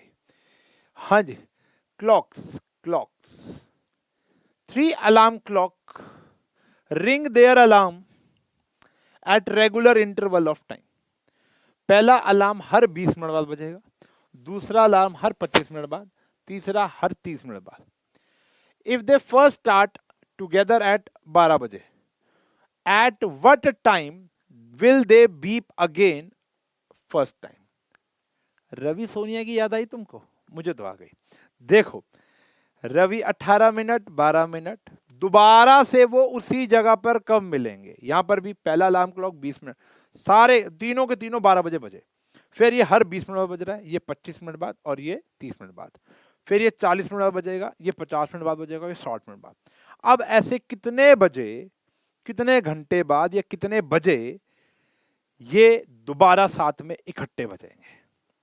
तो एक से कम अलार्म तो ऑब्वियस सी बात नहीं बजेगा, मल्टीपल अलार्म्स बजने पड़ेंगे, बहुत अलार्म सुनने पड़ेंगे आपको। तो यहां पर भी आपको क्या निकालना पड़ेगा बेटा, एलसीएम। तो पहले देखो, मैं सिर्फ क्वेश्चन नहीं बता रहा हूं, मैं आपको यह भी बता रहा हूं कि अल्टीमेटली आपको ये सोचना कैसे कि एलसीएम निकलेगा या एचसीएफ निकलेगा, ठीक है ना। तो एलसीएम निकाला बेटा हमने। अगर मैं आपकी ये वाला पॉइंट दूर कर पाया हूं कि सर अब हमें क्लियर हो रहा है, धीरे धीरे हम और क्वेश्चन भी करेंगे वैसे तो, बट मेरे को सर क्लियर हो गया है कि अब एलसीएम कब निकालना है एचसीएफ, थोड़ी सी भी हेल्प मिली हो तो भैया एक अच्छा सा कमेंट चाहिए यार। यार हमारी एप्रिसिएशन क्या है, यही तो है और क्या है। यही एप्रिसिएशन है बेटा। इनका क्या निकालोगे आप, एलसीएम, और वो आएगा बेटा 300 मिनट, मुझे याद है, ठीक है ना। 300 मिनट आएगा यानी 5 घंटे हो गया। पहले बजा था बेटा कितने बजे, 12 बजे, 12 में 5 घंटे, शाम को 5 बजे, तीनों एक साथ दोबारा बजेंगे, तीनों एक साथ दोबारा बजेंगे। बात क्लियर हो गई है। चलो जी, बहुत ही बढ़िया, मजा आ रहा है जी, मुझे खुद मजा आ रहा है। और भाई सीबीएस सैम्पल पेपर में आया था पिछले साल का, बेहतरीन क्वेश्चन है, आओ देखेंगे, बहुत ही बढ़िया। क्या कह रहे हैं, ये तो मैं चाहूंगा कि एक बार ये आप वीडियो को पॉज करके खुद भी कर लें। क्या कह रहा है, let a and b two positive integers हैं। मैं दोबारा लिख देता हूं कि ए की जो वैल्यू है वो है p का क्यूब और q की पावर 4, और b जो है वो है p का स्क्वायर और q की पावर क्यूब। ठीक है जी। ये कह रहे हैं कि जो इनका HCF है वो ये है p की पावर m q की पावर n, और जो LCM है वो है p की पावर r q की पावर r। आपको ये वैल्यू निकालनी है, अभी आ जाएगी। देखो सबसे पहले तो आप खुद का LCM और HCF निकाल लो। पहले तो खुद का HCF निकालो, p का क्यूब और स्क्वायर, छोटी पावर होती है ना, p स्क्वायर q क्यूब, और आप अपना LCM भी निकाल लो, बड़ी पावर p क्यूब q की पावर 4। अब देखो इन्होंने हमारा HCF क्या बोल रखा है, p की पावर m और q की पावर n, तो देयरफॉर m कितना हो गया 2 और n कितना हो गया 3। कंपेयर किया ना बेटा, देखो p की पावर q की पावर बराबर आ गई। यहां पर इन्होंने हमको क्या बोल रखा है, p की पावर r और q की पावर s, कितना आ गया, p क्यूब q की पावर 4, r की वैल्यू हो गई 3 और s की वैल्यू हो गई बच्चों 4। ये ऐसे, ठीक है ना, कंपैरिजन से काम हो गया। अब आपको निकालना क्या है, m प्लस n और r plus s। m plus n यानी 2 प्लस 3, और ये कितना आ गया भैया 3 प्लस 4, तो 5 इंटू में 7, तो आंसर कितना आ गया भैया 35। सही है जी, इतना ही सिंपल गेम है भैया। और देखो यार, और देखो क्या कह रहा है जी, ग्रेटेस्ट नंबर, ये तो बच्चे करते थे, छोटे छोटी क्लास के बच्चे करते हैं ये तो, लेकिन ये भी आ रहा है आजकल बहुत ज्यादा। कह रहे हैं ग्रेटेस्ट नंबर विच व्हेन, देखो सबसे पहले तो वर्ड भी है यहाँ पर ग्रेटेस्ट। अभी तक देख लो भाई, मेरे को लगभग पढ़ाते हुए 2 घंटे हो गए हैं, लेकिन बचपन वाली बात मैंने अभी तक नहीं बताई तुमको, वो जान के नहीं बताई क्योंकि बच्चे उसी शब्द को ढूंढते हैं। बचपन में बोला जाता था बेटा greatest, highest, largest HCF, smallest, least LCM, समझ रहे हो। तो वो तो सब ठीक है, लेकिन बेटा बड़े हो गए हो ना, क्वेश्चन के अंदर लार्जेस्ट, वर्जेस्ट, ये सब वर्ड अलार्म क्लॉक के अंदर, किताब वाले क्वेश्चन, टीचर वाले क्वेश्चन में कहाँ लिखा था, ऐसा तो कहीं लिखा ही नहीं कि लार्जेस्ट वर्ड है, स्मॉलेस्ट वर्ड, ऐसा कोई लिखा ही नहीं था, तो हमें खुद प्रिडिक्ट करना पड़ा। लेकिन यहाँ पर लिखा हुआ है ग्रेटेस्ट नंबर है, बाकी वर्ड के पीछे मत जाना, आपको ऐसा सबसे बड़ा नंबर लेना है जो इन सबको डिवाइड कर देगा, तो HCF ही होता है। लेकिन रिमाइंडर क्या छोड़ेगा, 1 2 3, कुछ भी नहीं करना, बहुत सिंपल है, कमेंट में आंसर बता देना 1251। ये तो क्वेश्चन मैंने इंस्टाग्राम में भी बताया था, आपको पता होगा इंस्टाग्राम पे भी हम पढ़ा ही रहे हैं, ठीक है ना। अब यहाँ से 1 माइनस हो गया, यहाँ से 2 माइनस हो गया, यहाँ से 3, सबके रिमाइंडर खुद में से माइनस कर दो। नया आंसर आया 1250 9375 15625। अब इन सबका क्या निकाल दो बेटा आप, HCF, इन सबका क्या निकाल दो बेटा आप, HCF। ठीक है जी, 1 सेकंड देना भैया, एक बार ये माइक की तार जो है ना दिक्कत दे रही है, ये ना तुमको आवाज ही ना है। चलो ठीक है जी, तो यहाँ पर आगे इनका HCF बता दो भैया, आप आंसर क्या है ये कमेंट तो कर ही देना यार। HCF निकालना है, जब भी ऐसा क्वेश्चन आए तो आपको क्या करना है, डिवाइड कर देना है और रिमाइंडर को माइनस कर देना है और फिर HCF निकाल देना है। ठीक है जी, चलो आगे बढ़ेंगे जी। अगला प्रश्न कह रहा है HCF of 2 numbers is 113। LCM दे रखा है ये, 1 नंबर दे रखा है ये, अदर नंबर निकाल लोगे, ये भी तो कर लोगे।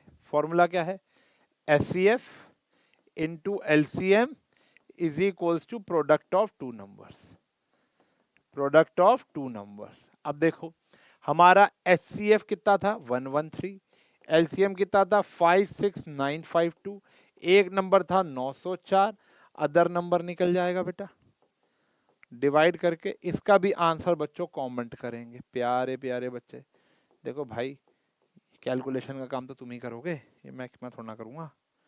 सही है ना? ठीक है जी, अभी वर्ड प्रॉब्लम भी आने वाली है।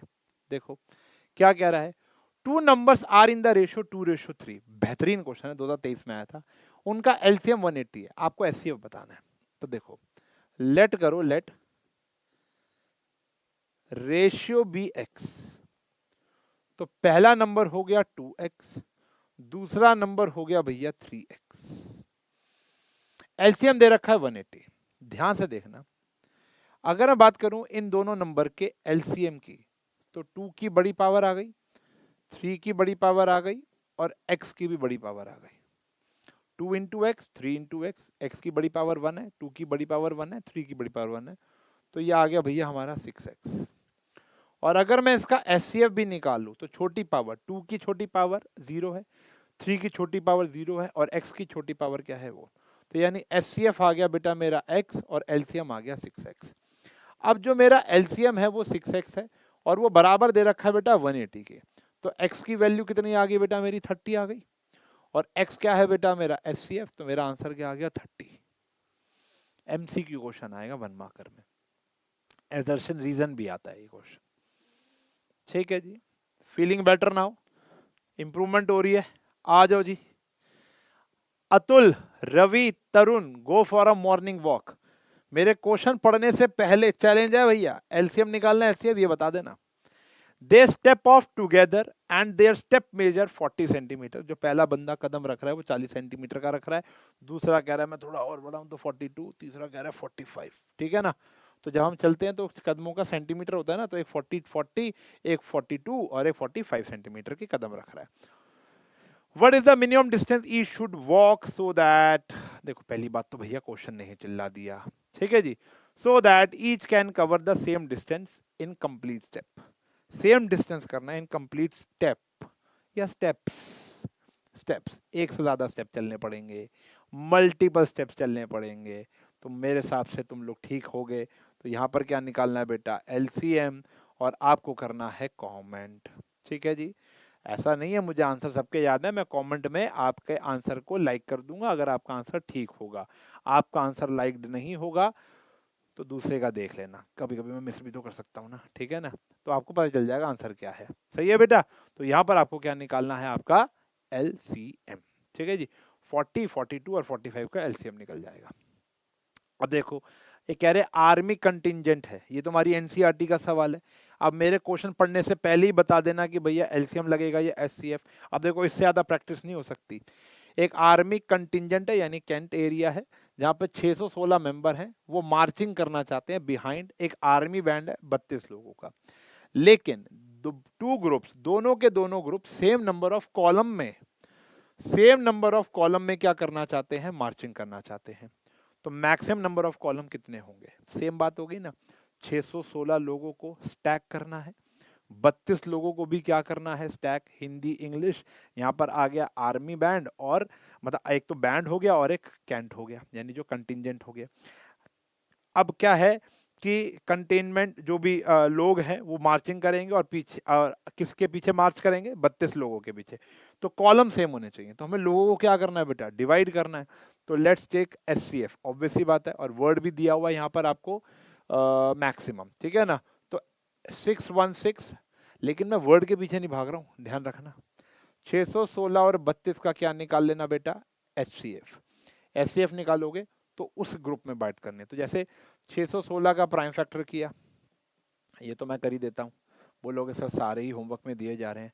308 आया, फिर 2 पे किया 154 आया, फिर 2 पे किया 77 आया, फिर 7 पे किया 11 आया, 11 पे किया 1 आया, फिर 32 पे किया 2 आया, ये तो सारे 2 ही आ जाएंगे ना। 16, 8, 4, 2, 2, तो छोटी पावर आ गई। 2 की पावर क्या है 3, और 2 की पावर क्या है 5, तो 2 की छोटी पावर ये आ गई तो 8, तो यानी 8 कॉलम में डिवाइड हो जाएंगे। ठीक है जी, मतलब एक रो के अंदर 8 लोग ऐसे होंगे, दिखा देता हूँ, जैसे 1, 2, 3, 4, 5, 6, 7, 8, ऐसे 1, 2, 3, 4, 5, 6, 7, 8, 1, 2 3 4 5 6 7 8, 1 2 3 4 5 6 7 8, ये तो हो गए बैंड वाले। पीछे आ जाओ, अब पीछे चल रहे होंगे हमारे मार्चिंग वाले, वो भी थोड़ी दूरी पे चलते हैं ना, मार्चिंग देखी होगी, 3 4 5 6 7 8 1, ऐसे चलते हैं। यहाँ पे 616 लोग चलेंगे और ये 32 लोग हो गए। धन्य भाई धम, ऐसे ऐसे काम करके चल लेंगे। समझ में आ गई बात? डिवाइड करना है लोगों को। और देखो अब एक क्वेश्चन आया तुम्हारा बढ़िया, आखिरी का वर्ड प्रॉब्लम है। अच्छा देखो मैं फिर बोल रहा हूँ, आखिरी क्वेश्चन तो ये है बेटा।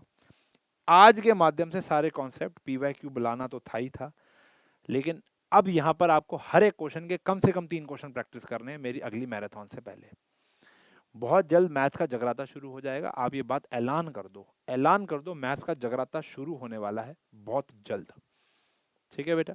और वहां पर हम इसके जैसे चैप्टर वाइज पीवाईक्यूज, मैथ्स का जगराता पुराने उठा के देखो ना, आपको कुछ क्वेश्चन कॉमन भी दिखेंगे और बहुत सारे क्वेश्चन नहीं मिलेंगे। तो प्रीवियस लेक्चर कि अभी तक हमने प्रीवियस लेक्चर में क्या किया, प्रीवियस लेक्चर में पीवाईक्यू थोड़ा ना थे, आपको 3 लेक्चर देखने पड़ेंगे तब जाकर वो मिलेगा। और ऑब्वियस बात है 2024 भी आ गया, फिर 2023 भी आ गया, ठीक है ना?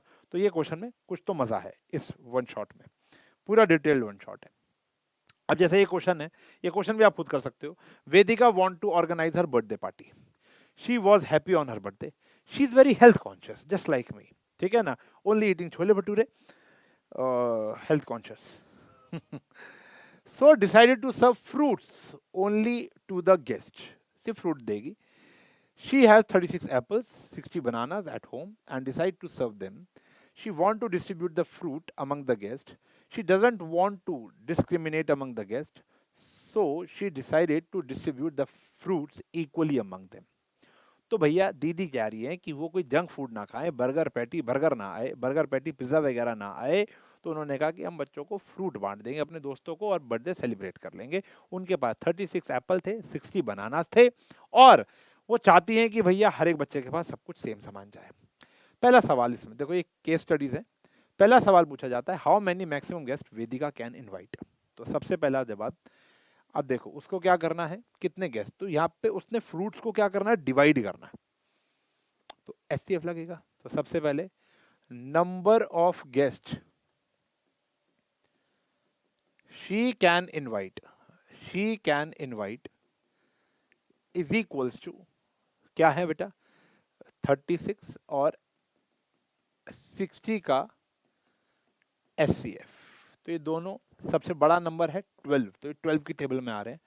तो आप इसका एचसीएफ निकाल लो, आंसर आएगा 12 गेस्ट को आप बुला सकते हो। ये दोनों कॉमन जो फैक्टर है वो है 12, आप करके देख लो यार 12 ही आएगा, ठीक है ना? चलो पहले का आंसर तो आ गया, एचसीएफ निकालना था जी। How many apples and banana each guest get, तो सेकंड कह रहा है ईच गेस्ट विल गेट, देखो 36 एप्पल हैं, 12 गेस्ट हैं, तो 3 तो एप्पल मिलेंगे हर एक को, एंड 60 बनाना है, 12 गेस्ट हैं, तो 5 केले मिल जाएंगे उन सबको, बनानास। सही है जी, हर एक गेस्ट को इतना इतना सामान तो मिल ही रहा है। फिर कह रहे हैं Vedika decide to add 42 mangoes also, उसने कहा 42 मैंगो और लेकर आते हैं, ठीक है ना, आम का सीजन है। In this case how many maximum guest Vedika invite, अब केस चेंज हो गया। अब देखो मैक्सिमम गेस्ट कितने हो पाएंगे, अब यहां पर वेदिका को निकालना पड़ेगा एचसीएफ ऑफ 36, 60 एंड 42। यकीन मान के देखो सिर्फ 6 गेस्ट को बुला पाएगी अब वो क्या कर पाएगी, ओनली 6 गेस्ट को बुला पाएगी, ठीक है जी। फिर वो कहती है ये तो बहुत कम हो गए भाई, बर्थडे में मजा ही नहीं आएगा। If Vedika decide to add 3 more mangoes, कहती आम 3 और ले लेते हैं, इंस्टेड ऑफ 6 एप्पल, एप्पल 6 कम कर देते हैं। अब बताओ कितने गेस्ट आ पाएंगे, तो देखो अब मैक्सिमम गेस्ट कितने आ पाएंगे, तो अब फिर आपको एचसीएफ निकालना है। एप्पल 6 कम हो गए और आम 3 बढ़ गए थे, अब आप इसका एचसीएफ निकालोगे तो 15 गेस्ट को आप बुला पाओगे, ठीक है जी, खत्म हो गया जी। आई रेस्ट माय केस यार, पूरा का पूरा चैप्टर दमदार तरीके से पढ़ा दिया, एक ही गो में पढ़ लिया। आपने चाहे 2 या 3 बारी में पढ़ा होगा। कैसा लगा इस वन शॉट को देखकर ये बताओगे, कितने क्वेश्चन और प्रैक्टिस किए आने वाले समय में ये भी वापसी आकर बताओगे। दोस्तों के साथ इस लेक्चर को शेयर जरूर करना है। ठीक है जी, शिवदास का लिंक मैं आपको डिस्क्रिप्शन में दे दूंगा। If you want to purchase, yes you can. ठीक है ना। और एग्जाम्पलर जरूर करेंगे। और आने वाले समय में, अब देखो 3 जुलाई को मेरा नया लेक्चर आएगा, 3 जुलाई अगला लेक्चर आएगा, वो होगा पॉलिनोमियल्स का। उसके अंदर भी सेम इसी पैटर्न में पढ़ाऊंगा। पहले एनसीईआरटी, फिर बहुत सारे PYQs and important question with case studies. ठीक है जी। अब यहां पर मैंने केस स्टडीज एमसीक्यू को ऑब्वियसली बात है टाइप टाइप तो सारी पढ़ा दी, लेकिन क्वांटिटी कम रखी है। क्यों? क्योंकि भाई मैराथन में क्या करेंगे, अभी पहले कॉन्सेप्ट बढ़ा लो, आप सेल्फ प्रैक्टिस करो, फिर मैराथन में मिलेंगे और धमाकेदार क्वेश्चन करेंगे। ठीक है जी, मजा आने वाला है। तो अब से थोड़ा सीरियस होना पड़ेगा क्योंकि मिड टर्म्स आने वाले हैं। और चैप्टर 1 हो गया, अभी चैप्टर 2 भी आ जाएगा। जुलाई में तुम्हारे 3 से लेकर 4 चैप्टर निपटा दूंगा। ठीक है जी। और बढ़िया से, पर आपको थोड़ा सा ग्रिप कर लेना है। दोस्तों को बता दो कि भैया यहाँ पे पढ़ाई चालू हो चुकी है। ठीक है जी। कोई ढिंडोरा नहीं पीटना हमने, कोई आके हल्ला नहीं करना, हम ही पढ़ा रहे हैं, बस पढ़ाना है, अपना काम करना है। लेकिन आपको अपना काम भी करना है कि आपने दोस्तों के साथ शेयर जरूर करना है कि भैया देख ले, ये प्रॉपर वन शॉट तैयार हो गया। और अगर यूजफुल लगा तो, अगर आपको यूजफुल लगा तो आगे शेयर करने की कोई नीड नहीं है। ऐसा हो नहीं सकता। ठीक है जी। चलो जी, तो मिलूंगा आपसे 3 जुलाई को यहीं पर ही। वन शॉट एक और आएगा पॉलिनोमियल का। तब तक के लिए bye bye, take care, have a nice day.